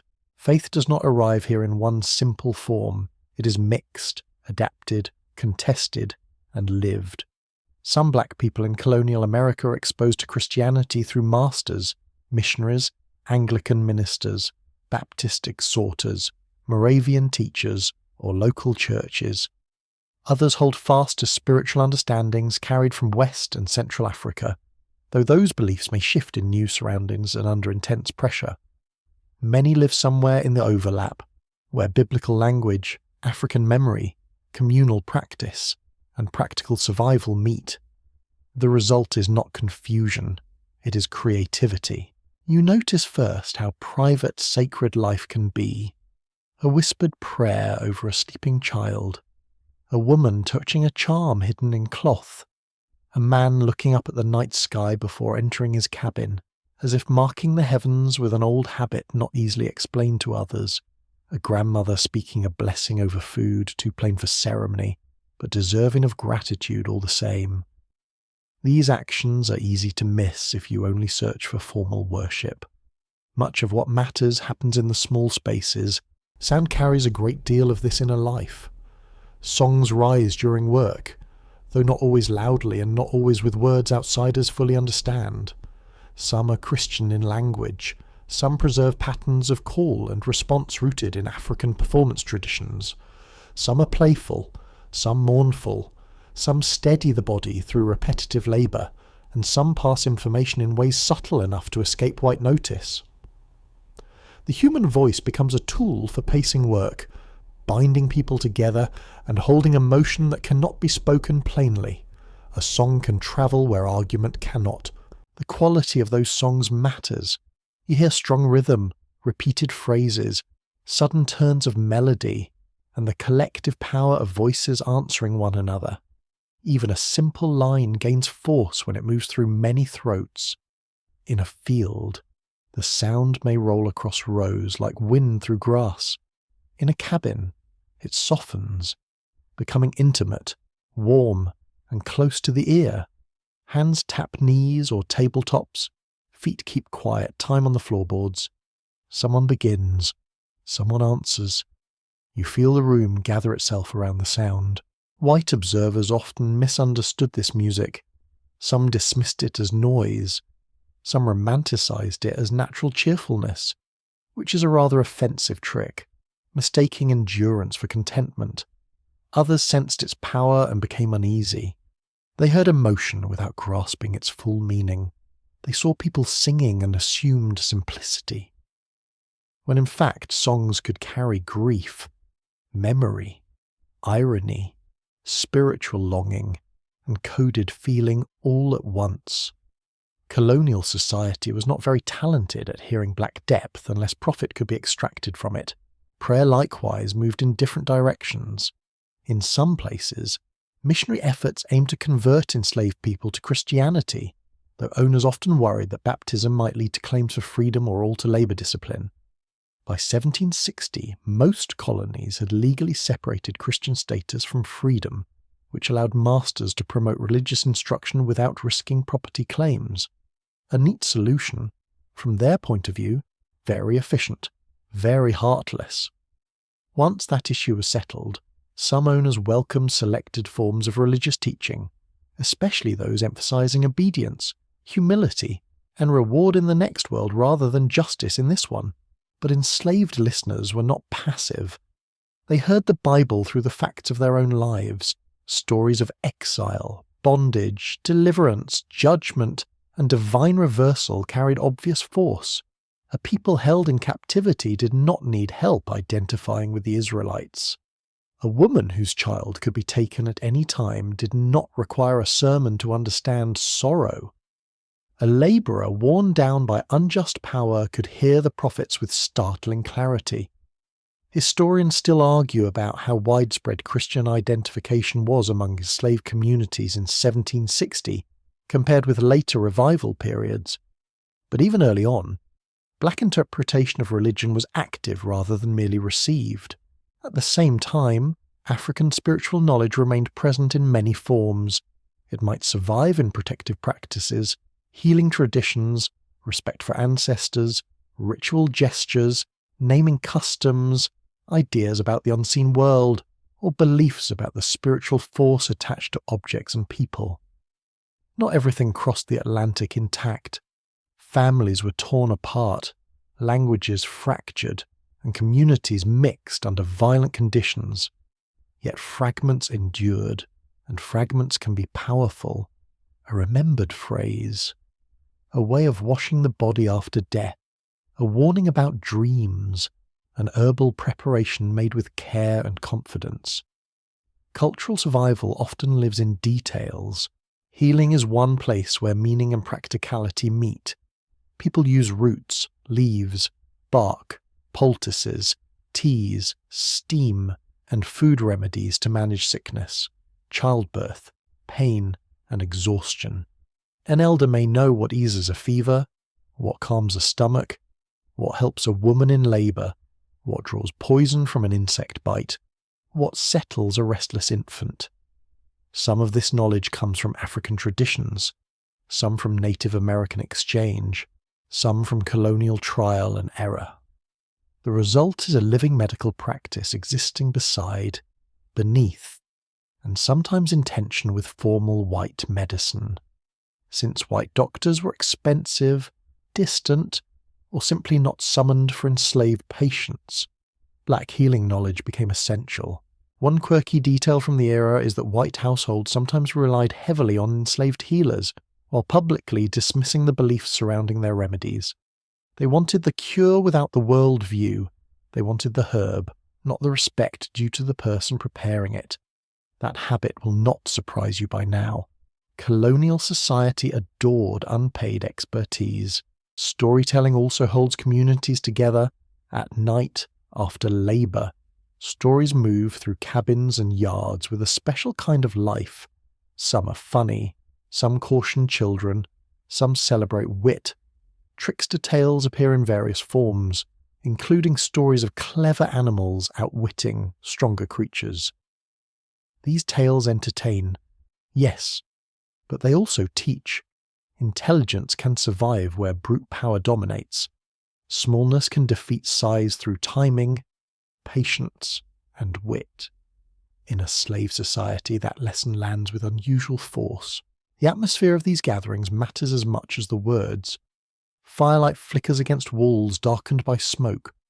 The room smells of ash, warm bodies, and whatever supper remains in bowls or pots. Outside, insects scrape and sing in the dark. A baby dozes against someone's shoulder. Children fight sleep because they want one more story. Adults sit with weariness in their backs and still make room for laughter. Meaning enters through the senses before it reaches the mind. Death and mourning reveal another side of spiritual life. In a world where illness and separation are common, communities must develop ways to grieve. Some may keep watch beside the dead, speak the name aloud, wash and prepare the body, pray, sing, or mark the burial in ways that combine Christian and African understandings. The exact forms differ by region and circumstance, and white oversight can constrain what is possible. Yet grief is not surrendered. It is organised. It is shared.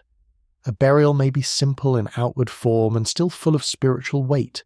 Ancestors remain close in many cultural traditions carried from Africa, though the language used to describe that closeness may shift over time. Respect for the dead, careful attention to burial places, and a sense that those who have passed continue to matter all help bind memory to daily life.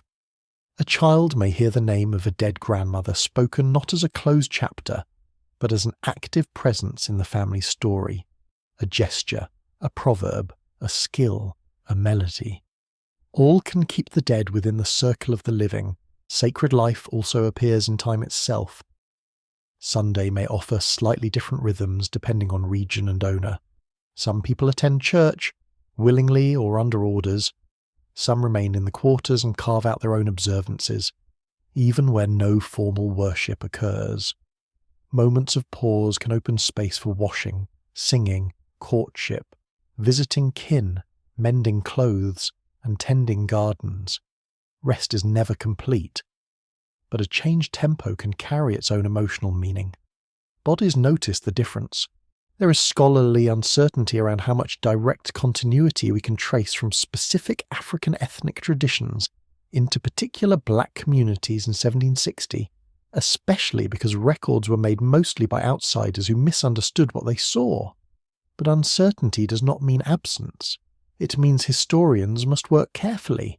Archaeology, language patterns, music, foodways, ritual fragments, and oral traditions all suggest layered continuities. The record is incomplete because power chose not to preserve black interior life with care. Even so, enough remains to show a rich spiritual world. Literacy is limited for many, often by deliberate restriction, but sacred knowledge does not depend entirely on books. It lives in memory, repetition, and shared speech. People memorize prayers, verses, songs, proverbs, and stories. A line heard once may be carried for years. A child learns by listening, not by turning pages. In some places, a literate black person may read to others quietly, but even where reading is absent, interpretation is not. People think, judge, compare, and draw meaning from what they hear. There is also humour in these inner worlds, which matters more than outsiders often realise. Gentle sarcasm, sly imitation, playful teasing, and jokes about vanity, greed, or foolish authority can all exist within the safety of trusted company. Laughter is not a distraction from suffering. It is one answer to it. A ridiculous overseer, a pompous preacher, a clumsy visitor from the main house.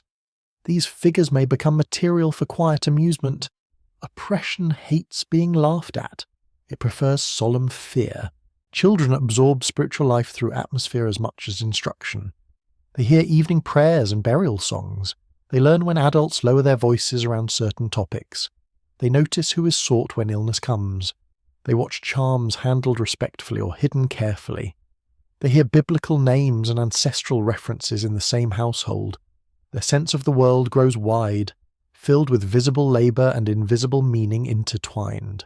Some gatherings likely took place away from direct white oversight when circumstances allowed, perhaps in woods, near water, or in cabins judged temporarily safe.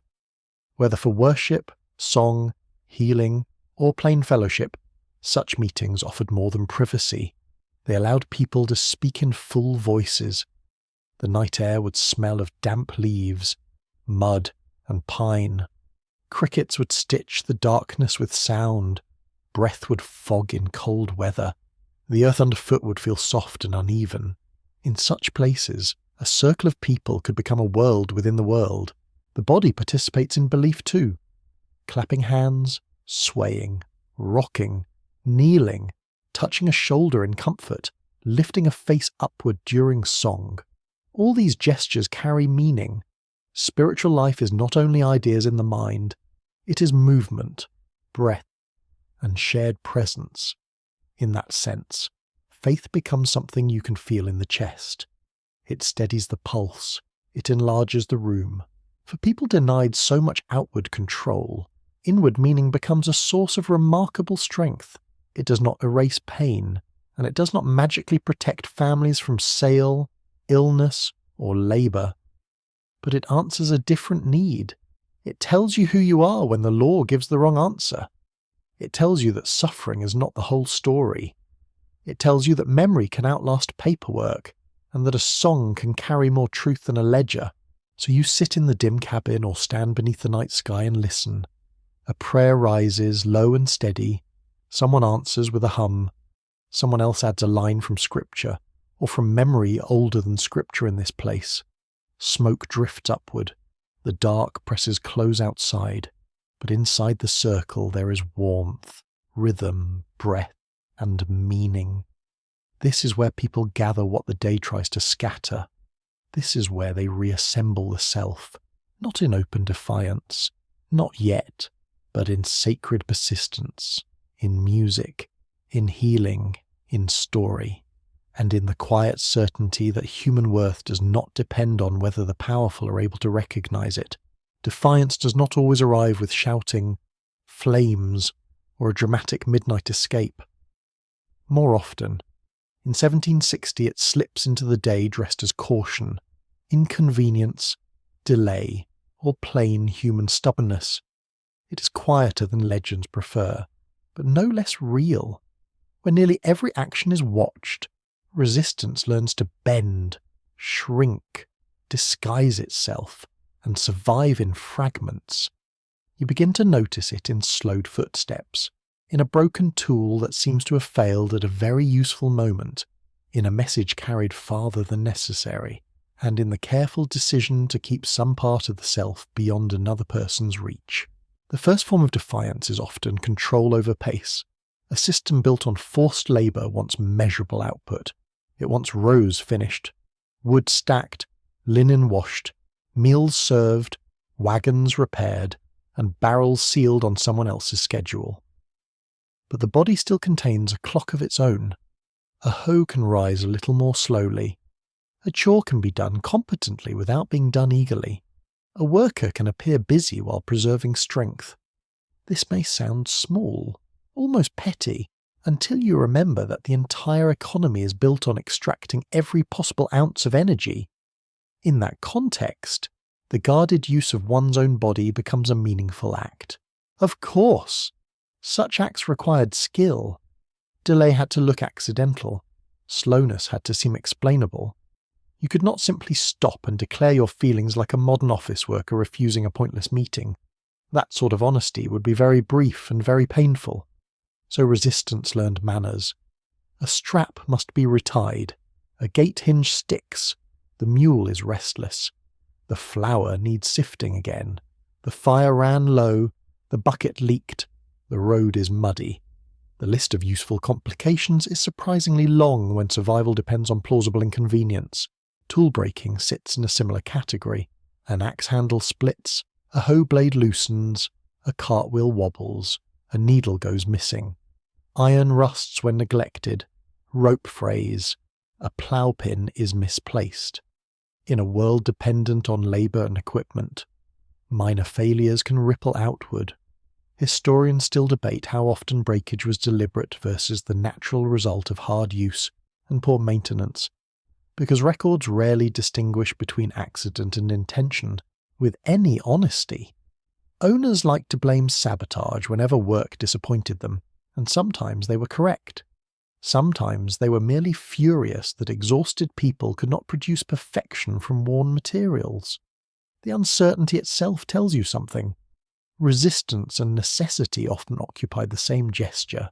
Stealing back resources was another form of refusal. Food could be taken, hidden, traded, or quietly redistributed.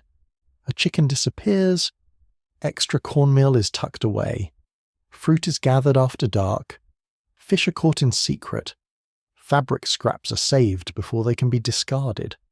A spoonful of grease from the kitchen becomes a family supper improvement. Firewood is cut or carried in ways not officially approved. To an owner, this is theft.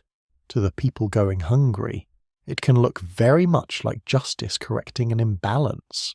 The smell of such resistance is wonderfully ordinary. Fresh corn hidden in a cloth sack, smoke from a rabbit cooked later than allowed, salt on fish drying out of sight, apples bruised from being carried under an apron. It is not the scent of revolution in the grand patriotic sense. It is the scent of people deciding they deserve to eat. Knowledge, too, could be protected or shared in resistant ways. A skilled worker might withhold the quickest method until necessary. A healer might choose carefully whom to trust with a remedy. Directions through woods, marshes, roads, ferries, or town alleys might be passed quietly from one person to another. A domestic servant could overhear debts, travel plans, business quarrels, or household tensions and carry that news where it mattered. Information moved through kitchens, docks, fields, wash yards, and cabins with a kind of invisible agility. A world of listeners existed beneath the world of speakers. Coded language helped. Certain words could carry second meanings depending on tone, context, or company. A harmless remark about weather might really concern patrols. A comment about someone visiting kin might signal movement worth watching. Songs, too, may sometimes have carried layered meanings. though later generations often exaggerated this into a tidy secret code for every lyric. Reality is usually less theatrical and more interesting. A line might comfort, warn, joke, or create solidarity without functioning as a literal map. People do not need a fully hidden language to communicate under pressure. They only need enough shared understanding to make plain speech do extra work. Learning itself could be an act of defiance. In some colonies and households, literacy for enslaved people was not yet prohibited by the exact sweeping laws that would appear later, but it was often discouraged, feared, or limited. Reading opened dangerous possibilities. A person who could decipher a pass, a Bible verse, a newspaper scrap, a shipping list, or a legal notice had access to information that might otherwise remain trapped in white hands. So letters were learned quietly when possible. A child near the big house might absorb them by watching. A domestic servant might notice words on paper. A free black person, sailor, artisan, or sympathetic contact might teach another person in secret. Even partial literacy mattered. A few letters can unlock a great deal. Women often practiced resistance in ways the record underestimates because white observers were poor at seeing labour outside formal male categories. A woman might hide food, preserve family connections, pass news through visiting networks, manage fertility through knowledge of herbs, protect a child from punishment by diverting attention, or shape how domestic space was used after dark. These actions could be subtle, intimate, and powerful. A kitchen, nursery, or washyard might seem ordinary to outsiders, yet within it decisions were made that affected health, memory, and survival. Courtship and marriage could also contain resistance. To choose a partner, maintain a bond across distance, or insist on recognizing kin where law refused to do so was a form of human assertion. A family held together through effort and secrecy contradicted the system's attempt to make people interchangeable. Naming a child for a grandparent, preserving a family story, saving a keepsake for the next generation, all of this resisted erasure. Not loudly, persistently. Running away occupied a different, more dangerous category. Some people fled for a few days to avoid punishment, visit family, or recover from overwork. Others attempted permanent escape, heading towards cities, ports, frontier areas, maroon communities, native territory, or places where movement might conceal them. The risks were severe. Patrols, dogs, informants, hunger, weather, injury, and unfamiliar geography all stood in the way. Notices for runaways described clothing, scars, skills, languages, and suspected destinations with chilling detail. Those advertisements revealed just how much enslavers feared the loss of control over a single person, and yet people ran. That fact matters. The decision must have required a terrible calculation. Stay in known suffering, or risk unknown suffering for the chance of something else. The road at night would smell of wet earth, pine, river mud, or city refuse depending on where you travelled. Every snapped twig could sound like pursuit.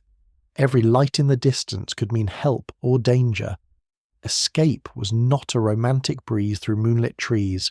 It was hunger, cold, fear, and hope compressed into motion. There were also collective forms of resistance, though less common and often brutally suppressed. Conspiracies, planned uprisings, coordinated poisonings, and attacks on overseers or owners appear in colonial records, though those records must be read carefully because panic made white authorities imaginative in all the worst ways. In the wake of rumoured plots, innocent gatherings might be recast as rebellion, and ordinary resentment inflated into elaborate conspiracy.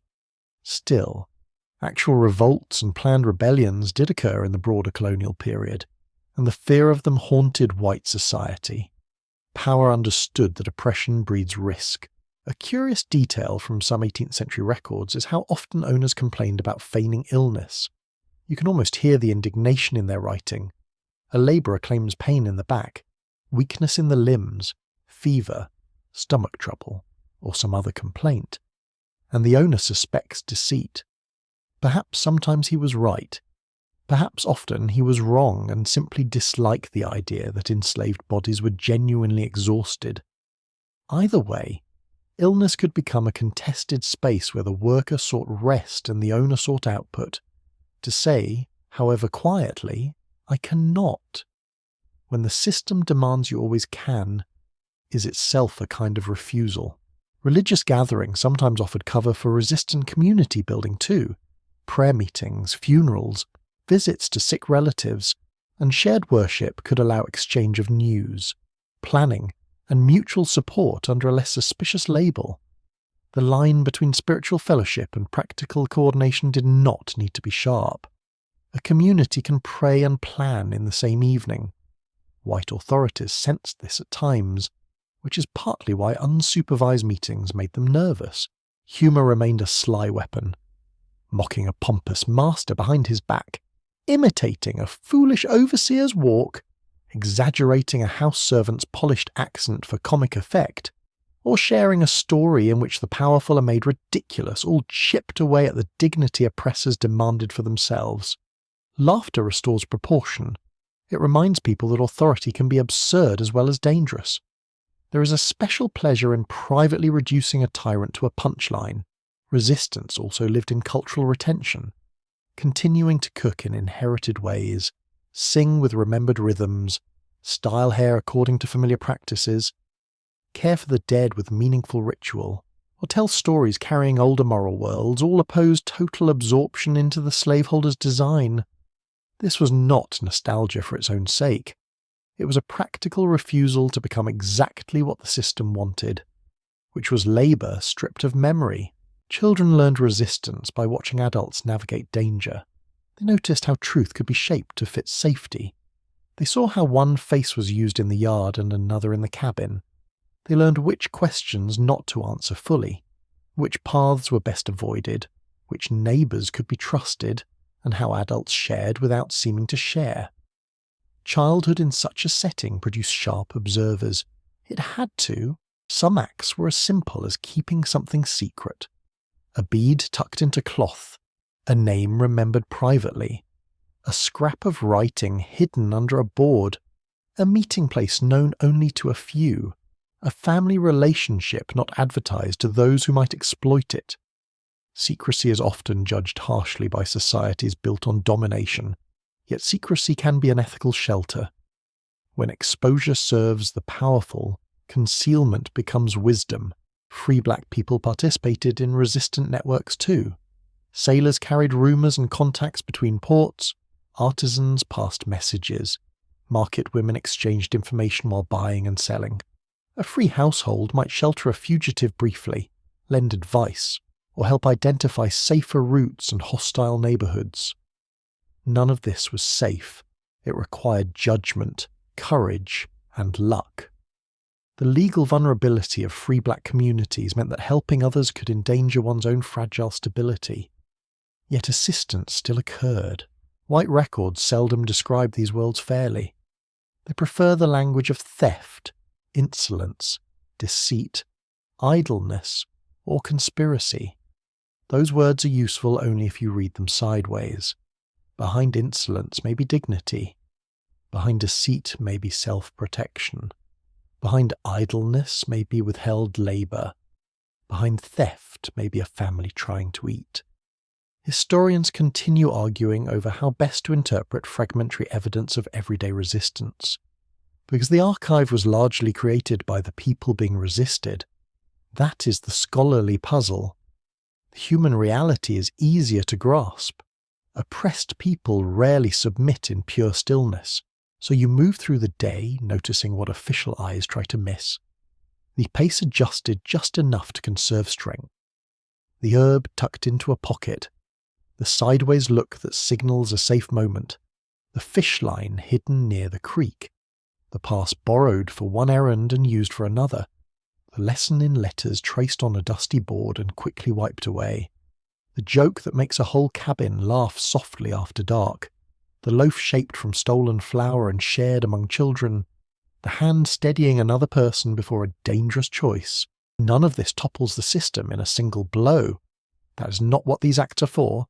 They keep people fed, informed, connected, and inwardly alive. They reclaim minutes, morsels, skills, and meanings from a world determined to take everything. Resistance here is not always spectacular enough for monuments. It is often patient, partial, improvised, and local. Yet it matters because it proves a central truth. Control was never absolute. Under the pressure of work, surveillance, and scarcity, Black Americans in 1760 continued to think, choose, hide, laugh, learn, protect, steal back, endure, and refuse in 100 careful ways. The system could command labour. It could not command wholehearted consent. Step into a town in 1760 and the whole rhythm changes. The air feels busier, closer, and more crowded with intention. Wheels grind over stone or packed dirt. Gull cries drift over the harbour. Bells mark the hours with a public confidence that the countryside rarely attempts. Smoke rises from chimneys in tighter clusters. The smell is mixed and restless, part salt water, part horse, part fish, part baking bread, part human waste, part tar, and part ambition. Cities and port towns offered Black Americans a different kind of life from rural plantations and farms. But different did not mean free of danger. It meant the rules wore more faces. In places like Charleston, New York, Newport, Philadelphia, Savannah, Norfolk, and Annapolis. Black labour moved through the whole visible structure of urban life. You see it before you understand it. A man carrying barrels toward the dock, a woman balancing a basket through the market, a boy leading a horse through a narrow lane, a cook hurrying across a yard with bread wrapped in cloth, a cart driver calling out as he squeezes past a wagon loaded with casks. Cities depended on this work every hour, though white residents often preferred to speak as if trade, commerce, and gentility simply floated into existence on a clean Atlantic breeze. A charming fantasy. The waterfront always smells too strong for fantasy. Urban slavery could look more varied because the work itself was more varied. In a port town, enslaved Black Americans might labour as dock workers, domestic servants, sailors, coachmen, laundresses, market sellers, bakers, carpenters, coopers, blacksmiths, chimney sweeps, porters, stable hands, brickmakers, and household attendants. Some were hired out by owners to other households or businesses. That arrangement could create more movement through the city, more contact with strangers, and more opportunities to overhear, observe, or exchange information. It also meant more exposure to risk, more places to be questioned, and more chances for someone to decide you were in the wrong street at the wrong time. The city sounds different because labour overlaps. At a harbour, you hear ropes slap against masts, barrels thud down planks, and men shouting weights, destinations, and insults at one another with theatrical energy.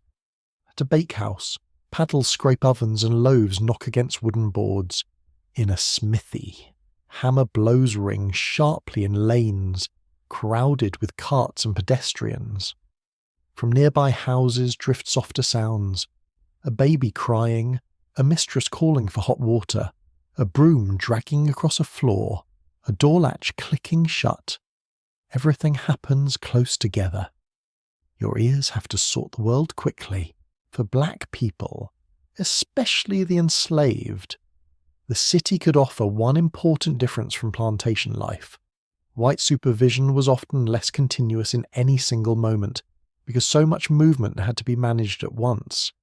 An owner might send an enslaved worker across town with goods, instructions, or money. A hired-out labourer might spend the day under another employer's eyes, then return in the evening. A dock worker might move between ship, warehouse, tavern yard, and market edge in a single shift. More movement meant more possibility. It meant streets to learn, faces to recognise, alleys to remember, and patterns to map. That mapping mattered. A city teaches itself through routine. You learn where the watch is strict. You learn which corners collect gossip. You learn which baker is impatient, which cooper drinks too much by dusk, which alley floods after rain, which church steps remain crowded on Sundays, which tavern yard attracts sailors willing to talk, and which household sends its servants out earliest. Knowledge of place becomes a form of protection. It can also become a form of power, but the city demanded papers and explanations too. Free black people, in particular, often had to defend their status more often than white residents ever defended theirs. A free black sailor or labourer might be stopped and asked who he belonged to, where he worked, or what business brought him there. A free black woman carrying goods through the market might be challenged by officials or by any white person emboldened by custom. Freedom in an urban setting could still feel conditional, always one rude interruption away from a dangerous misunderstanding. Markets reveal much about this world. The market is loud, bright, and sharp with smell. Fish laid on wet boards, greens tied in bundles, apples bruised in baskets, herbs hanging in bunches, chickens fluttering in crates, salt, vinegar, tar, sweat, and mud all meeting in the same morning air. Black women often played visible roles in these spaces, whether selling produce, poultry, prepared food, or small goods for themselves, for owners, or somewhere in the murky overlap between the two. A basket can hold more than vegetables. It can hold reputation, news, and a little room to manoeuvre. In such places, conversation becomes a currency. A brief exchange while weighing beans may carry local gossip. A remark about ship arrivals may contain valuable information. Someone mentions a death, a debt, a court matter, a merchant leaving town, a patrol becoming stricter, a household looking for a new servant, a sailor who claims war may be coming, or a relative seen near another district. Urban black life, enslaved and free, depended partly on this circulation of speech. The city was an information machine, and black people helped keep it running while also drawing their own maps from what they heard. Domestic service in towns could be especially demanding because urban households often cared intensely about appearances. Floors had to be scrubbed, brass polished, curtains beaten, children dressed, meals served punctually, guests received, and public respectability maintained as if the whole house were a stage set. An enslaved maid or footman in a city household might wear better clothing than a field labourer, but that did not indicate comfort. It indicated display. Urban gentility was very fond of using black service as part of its performance, while pretending refinement came from manners alone. Some urban enslaved workers slept in garrets, back rooms, kitchens, lofts, cellar spaces, or detached outbuildings rather than in separate cabin rows. That changed the texture of daily life. You might sleep closer to the household that commanded you, waking to bells, footsteps on stairs, chimney draughts, or the creak of shutters. Privacy could shrink even further indoors, though access to city sounds might also widen the sense of the world beyond the immediate household. Through thin walls or open windows, you could hear carts, bells, arguments in the street, tavern songs, rain on cobbles, and distant harbour work before dawn. A curious feature of many port towns was the presence of sailors from everywhere. African sailors, Caribbean sailors, white sailors from Britain, Ireland, and the colonies. Mixed crews speaking different languages and carrying stories from many coasts all cross paths on the waterfront. For black Americans, this could make urban ports feel unusually connected to a larger Atlantic world. Rumours of freedom, war, disease, wages, mutiny, islands, harsh captains, and kinder ports all moved in those conversations. Not every tale was true, of course. Sailors have never had a reputation for modest storytelling. Still, Even exaggerated news expanded the imagination. Free black communities and towns, though small and often under pressure, added another layer to urban life. In some places, free black artisans, labourers, seamen, washerwomen, and householders carved out modest spaces of relative independence. They rented rooms, formed households, attended churches, practiced trades, and built relationships with one another. These communities could offer help, advice, and practical models of black life not wholly defined by immediate enslavement. Yet their security remained fragile. Debt, discrimination, kidnapping, legal harassment, and white resentment could threaten any hard-won stability. Children in towns grew up with a different sensory education than children in the countryside. They learned street names, market cries, church bells, and the habits of shopkeepers. They dodged carts, watched ships unload, smelled bread ovens and slaughter yards, and memorized the rhythm of packed neighborhoods. Some worked carrying water, sweeping storefronts, minding younger children, fetching goods, or assisting in workshops. Childhood still folded into labor early, but the urban landscape gave it a different backdrop. A child may know the taste of dust from a lane rather than the taste of field dirt, the feel of brick warmed by sun rather than marsh mud, the echo of voices in alleys rather than the long silence of crop rows. Not all towns treated black residents in the same way. Charleston, with its large enslaved population and intense Atlantic trade, created one kind of urban black world. Northern ports such as New York, Newport, and Philadelphia, where slavery also existed in 1760, offered different legal structures, household sizes, and labor patterns. In some northern towns, enslaved labor was more often domestic, artisanal, or maritime than plantation-based. Though this did not make it gentle, it simply changed the tasks and settings. Historians still argue over whether urban slavery allowed more day-to-day autonomy than rural slavery overall, because gains in mobility were often matched by tighter legal surveillance and a greater dependence on wages being turned over to owners. The built environment could both hide and expose. Narrow lanes offered quick passage, crowded streets offered camouflage. Public spaces created opportunities to blend into movement, but towns also had watchmen, constables, nosy neighbours, posted notices, and communities tightly attuned to who seemed to belong where. The city could conceal you for an hour and betray you the next. That made judgment essential. Religious life in towns also had its own flavour. Black people, enslaved and free, might attend Anglican services, hear itinerant preachers, or take part in more informal gatherings in homes, yards, or back rooms. Urban churches could be places of discipline, instruction, and public visibility, but also places where people met one another, exchanged words, and widened their circle of acquaintance. Even when segregated or restricted, sacred spaces could carry social importance. There were urban dangers beyond white authority too. Fire was a constant fear.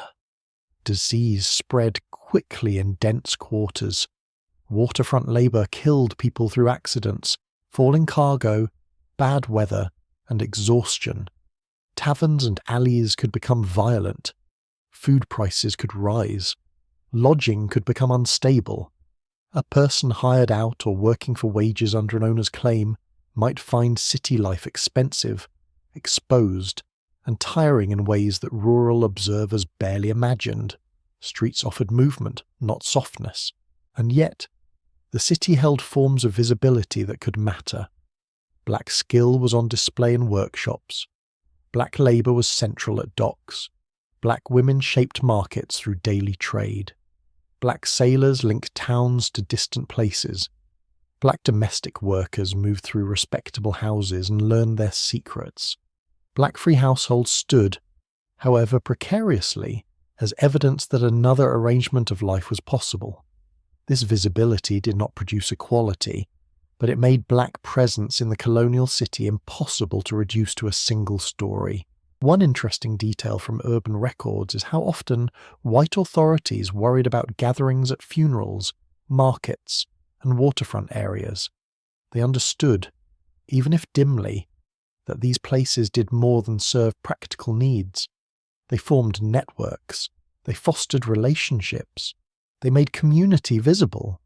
Fear followed wherever black people gathered with enough frequency to become legible to one another.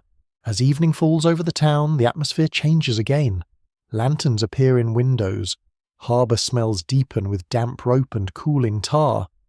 Tavern noise grows rounder and louder. Hooves strike a slower rhythm on the road. Somewhere a woman hurries home with a basket nearly empty. Somewhere a hired-out man returns with wages mostly owed to someone else. Somewhere a free black family closes a door against the street and claims a little quiet. Somewhere an enslaved girl rinses the last dishes in a kitchen that still smells of broth and ash. The city does not go still. It merely lowers its voice. Urban life for black Americans in 1760 was never simple freedom by another name. But neither was it merely plantation life with more bricks. It was a different terrain of labour, observation, contact, and possibility. The dock, the market, the alley, the bakehouse, the workshop, the churchyard, and the crowded house all created openings and dangers that rural life did not. You breathe the harbour air, hear bells and cart wheels, feel the crush of bodies in the market, and understand that the town offers something unusual. It offers complexity. Here, power is spread through many institutions and many faces. So too are survival, knowledge, and connection.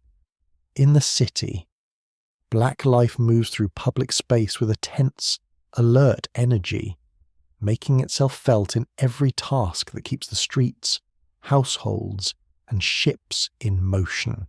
Fear moves strangely through a slave society. It settles most heavily on those with the least protection, of course, but it also curls upward into the houses of the powerful, where it takes on a different scent.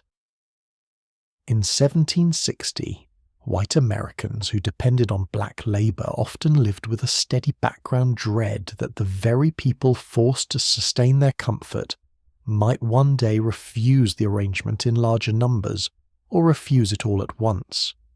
This fear was not imaginary in the sense of being baseless. It grew from the knowledge that domination is unstable by nature. If a system requires force every day, then every day carries the possibility of its failure. You notice it in the way white men talk when they believe only other white men are listening. Their voices drop around rumours. They compare stories about a missing tool, a horse found loose, a gathering after dark, an unfamiliar boat on the river, an enslaved man who answered too boldly, a woman who seemed too well informed, a fire of uncertain origin, or a traveller who asked too many questions. None of these details proves rebellion. That is almost the point. Suspicion thrives on the ordinary.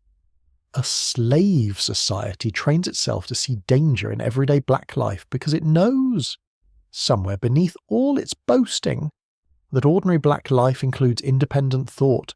The memory of past uprisings haunted the colonial imagination.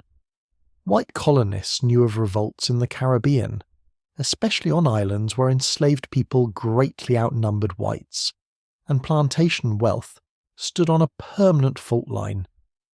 They knew of earlier resistance in mainland colonies as well, including the Stono Rebellion in South Carolina in 1739, whose shock lingered long afterward in law, rumour, and plantation practice. News did not need to be precise to be effective. A half-remembered tale of violence in another colony, retold by candlelight with a little embellishment, could tighten a whole county's nerves. Fear is an enthusiastic editor. This anxiety-shaped policy. Patrols intensified. Movement was watched more closely. Gatherings became suspect. Weapons restrictions hardened. Curfews, pass systems, and legal penalties all reflected not only a desire for order, but a fear that order might vanish if pressure eased for even a moment. White authorities often presented such measures as common sense, the sober management of labour and safety. But beneath that calm language was a trembling recognition. The plantation world required a numerical minority to dominate a labouring majority in many regions. Arithmetic can be deeply unsettling when one knows one's position rests on coercion. The sounds of that fear are easy to imagine. Hoofbeats from a patrol moving faster than usual, the hurried murmur of white men assembling after some report from the next plantation. A door barred earlier than normal, muskets being checked in a hall. Dogs set barking by unusual movement at night, orders repeated too sharply. In the big house, a mistress may pretend at calm while listening for what the men are saying on the porch. In the yard, an overseer may circle more often than needed. The whole atmosphere tightens, as if ordinary air has become suspicious. Some of this fear was tied to numbers. In parts of South Carolina and other regions with large enslaved populations, whites lived with the stark awareness that they were outnumbered by the people they held in bondage. Rice and indigo wealth had brought in labourers by the thousands, and wealth itself began to feel like a dangerous accumulation. More labour meant more profit. More labour also meant more people with reason to hate the conditions under which that profit was made. Colonial records from such places often reveal a nervous obsession with counting, regulating, and categorising black people, as if better paperwork might calm a deeper moral panic. But fear was not confined to the plantation south. In northern towns and mid-Atlantic ports, white residents worried about arson, theft, conspiracy, poisoning, and the influence of sailors or strangers. Dense urban life gave rumour plenty of corners to hide in. A fire in a city could spread quickly. A tavern conversation could gather a dozen listeners without anyone planning it. A dockside quarrel could become a public story by morning. In these settings, black mobility through streets and waterfronts could make white officials uneasy, especially when free and enslaved black people mixed in spaces white authorities did not fully control. Poison loomed large in white imagination, sometimes because actual cases occurred, often because people feared the intimacy of dependence. Think about it. If you compel others to cook your food, pour your drink, tend your children, and nurse your sick, you must either trust them or fear them. Many chose fear. Kitchens, dairies, medicine chests, and sick rooms became strange places in white fantasy, full of imagined plots. Historians still argue about how many poisoning accusations reflected real resistance versus panic, racial prejudice, or convenient scapegoating after illness. The uncertainty itself is revealing. White households knew they were physically vulnerable to the very people they commanded most closely. That dependence spread everywhere. White comfort rested on black knowledge in fields, kitchens, workshops, and sick rooms. Crops could fail without skilled labour. Horses could go lame without capable, stable hands. Accounts could stall without teamsters and porters. Meals could collapse without cooks. Children would be less manageable without nursemaids. Ironwork, carpentry, barrel making, washing, milking, planting, nursing, ferrying, and market exchange all relied on black hands and black judgment. White society liked to narrate itself as masterful, but its daily life was full of embarrassing dependence. Nothing unsettles power more than needing the people it refuses to respect. You hear that dependence in complaints. Owners grumble that workers are lazy, deceitful, insolent, or careless. Yet the same records reveal desperation when a skilled person runs away, dies, falls ill, or is sold elsewhere. An owner may insult a carpenter's character and still panic when the roof leaks after he leaves. A mistress may speak dismissively of a cook and still depend on her completely when guests arrive. The contradiction is almost comic, if it were not built on coercion. White authority often performed superiority with one hand while clutching dependence tightly with the other. This tension produced bizarre behaviour. Some owners wanted enslaved people close enough to monitor constantly, and skilled enough to manage complex tasks, but not so trusted that they could form independent influence. They prized intelligence, then feared it. They demanded initiative, then punished autonomy. They rewarded loyalty, then created conditions that made genuine loyalty absurdly difficult. A person might be praised one week for competence and watched the next week for signs of pride. The boundary between valued and dangerous was thin and unstable because it existed mostly in the anxieties of those in power. Rumour fed these anxieties like dry straw catching flame. A whisper that a neighbouring planter had found weapons hidden in a cabin. A report that several enslaved men had met near the river at night. A claim that someone in town overheard Caribbean sailors speaking of revolt. A story about poison, perhaps attached to a cook no one trusted because illness had struck the household unexpectedly. Whether true, half-true, or invented outright, such stories travelled fast. They moved through taverns, churchyards, court sessions, market stalls, and front porches. White communities used rumour to coordinate fear. In doing so, they often turned ordinary black sociability into evidence of menace. The law responded eagerly. After scares, colonial assemblies and local courts frequently expanded restrictions, passed new regulations, or enforced old ones with greater energy.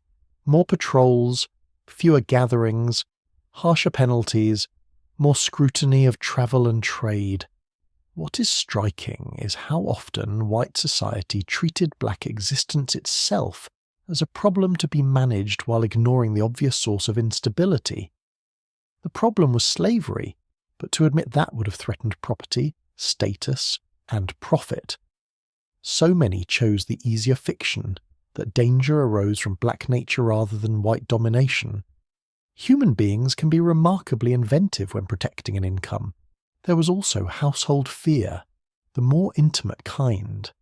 A white child may be tended by an enslaved woman for years, loved in practice, then pulled away from her authority at a certain age because closeness itself begins to trouble the family's racial order.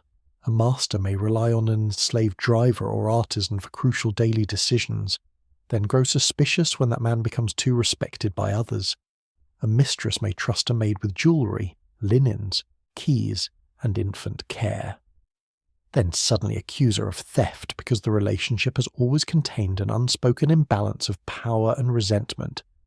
Intimacy did not dissolve slavery. Sometimes it made its contradiction sharper. A curious and revealing detail from the era is how often white men framed themselves as brave defenders of order, while simultaneously acting terrified of gatherings, songs, market exchanges, or nighttime movement. There is something almost theatrical in it. Much talk of courage, much checking of locks, much boasting at supper, much nervous listening after dark. Power likes to dress fear in uniforms and call it vigilance. For black Americans, white fear created additional danger because panic often made punishment more arbitrary. When authorities expected conspiracy, any act could be read in the worst light.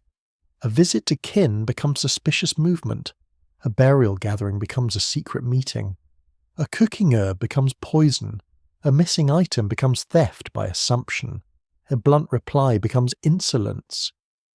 This is one reason slave societies are so exhausting to inhabit even beyond the labour itself.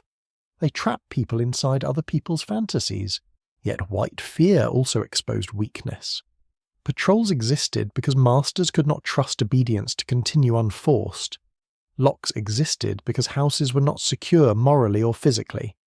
Laws multiplied because the first laws had not produced peace. Rumours spread because confidence was thin. In a truly legitimate order, one does not need to inspect every gathering as a potential insurrection. The very intensity of white anxiety revealed that beneath the language of hierarchy and civilization lay a simpler reality. They knew coercion could fail. This was especially true in moments of broader political uncertainty. By 1760, the British Empire was fighting the 7 Years' War, called the French and Indian War in North America. And wartime conditions complicated local life. Troops moved. Supplies were strained. Frontiers shifted. News travelled unevenly in such periods. White colonists feared not only black resistance, but also the possibility that enslaved people might exploit wider disorder, flee to enemy lines, or use imperial confusion to their advantage. Military conflict makes all authorities more jumpy. A slave society under wartime pressure becomes jumpy in several directions at once. For some whites, religion offered a language to manage fear.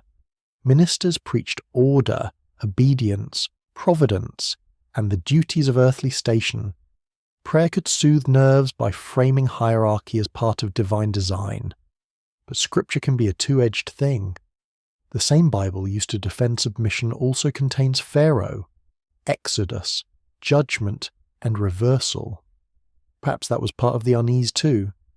Once you start arguing that power is sacred, every crack in that power begins to feel like a theological problem.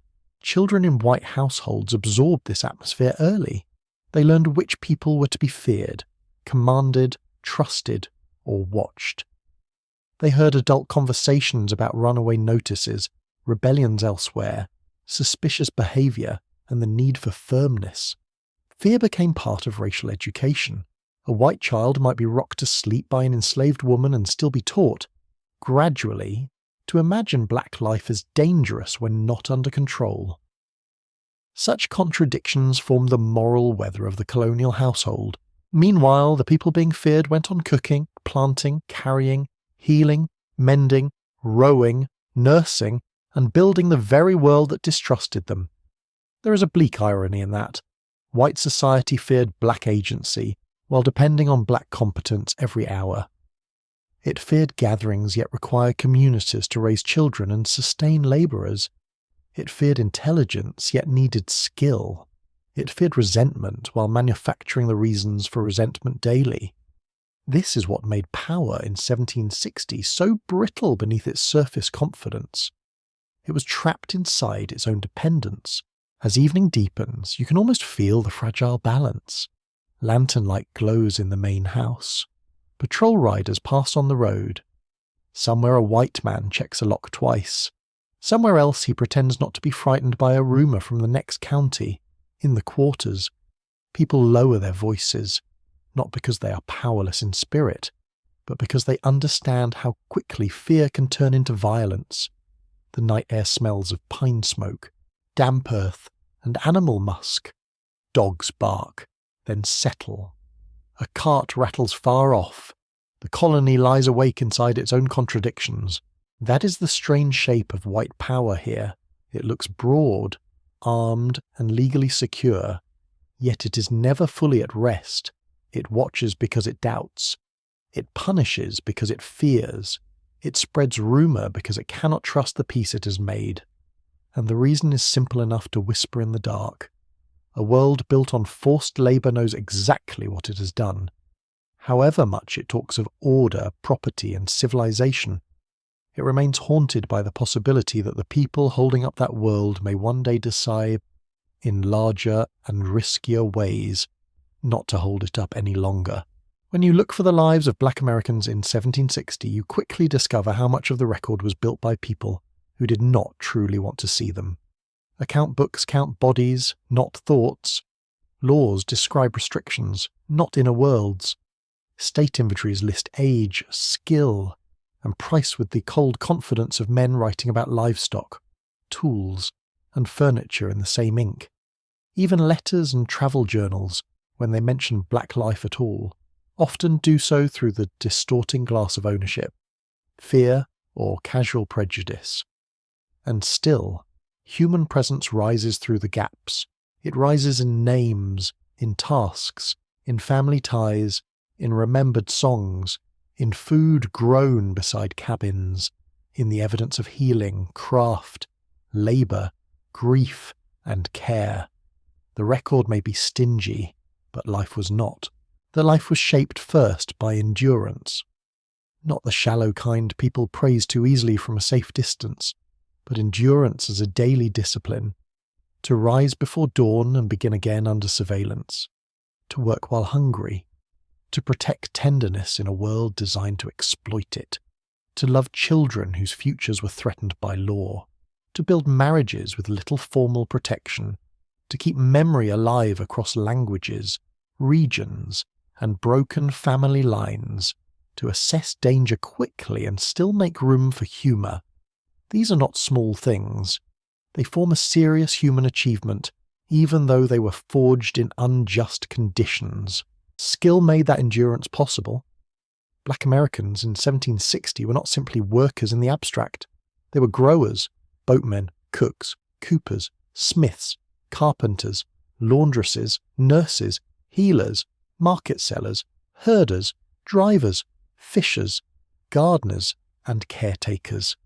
Their knowledge touched every layer of colonial society. Rice fields depended on expertise carried from Africa. Urban households depended on domestic precision. Ports depended on black labour moving cargo through the Atlantic world. Workshops depended on practised hands and trained eyes. Children depended on elders who knew how to feed, soothe, teach, and preserve. The colonial economy liked to imagine black people as property. In reality, it leaned on them as thinkers and doers every day.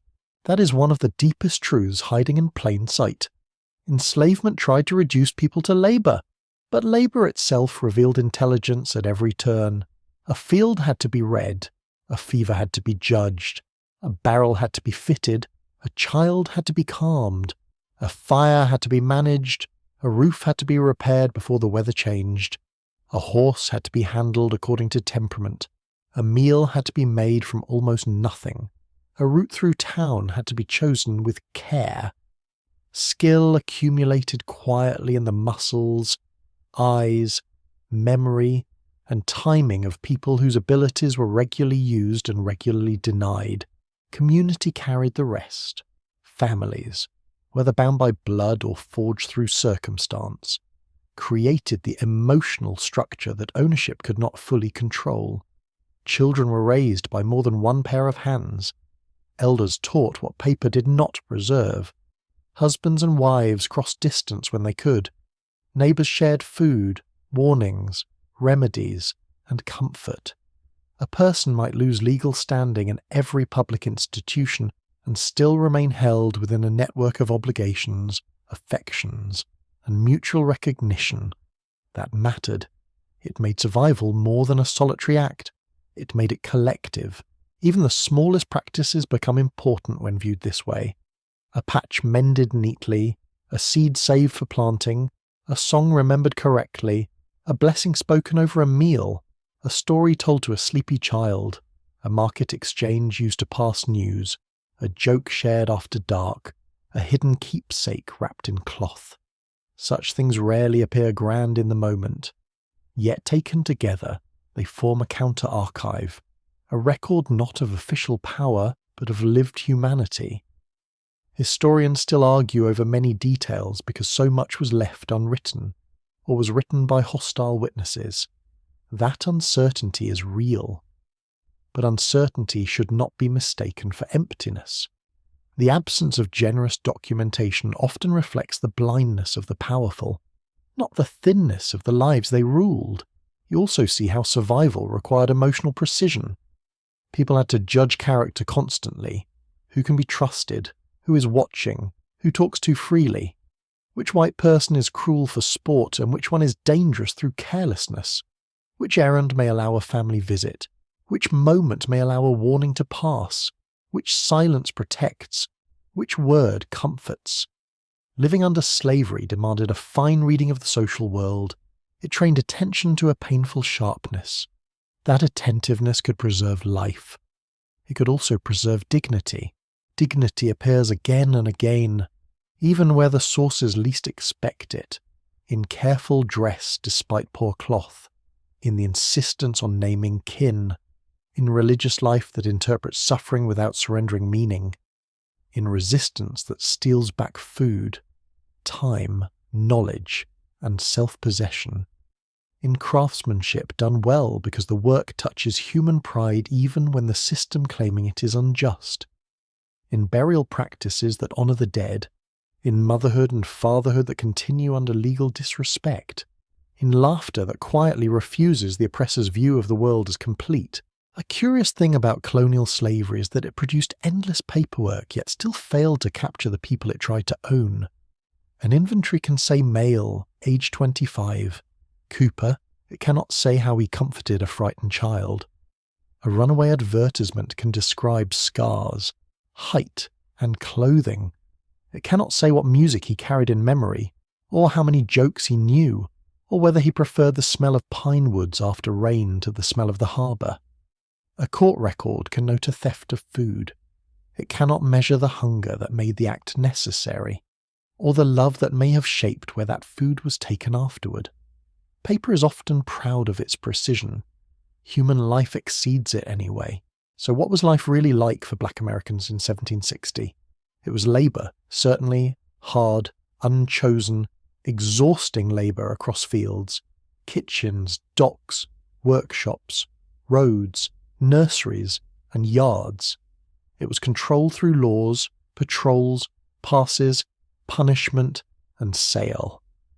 It was hunger managed by ingenuity. It was clothing patched past reason. It was housing made livable through arrangement and care. It was family built under threat. It was song, prayer, memory, and healing.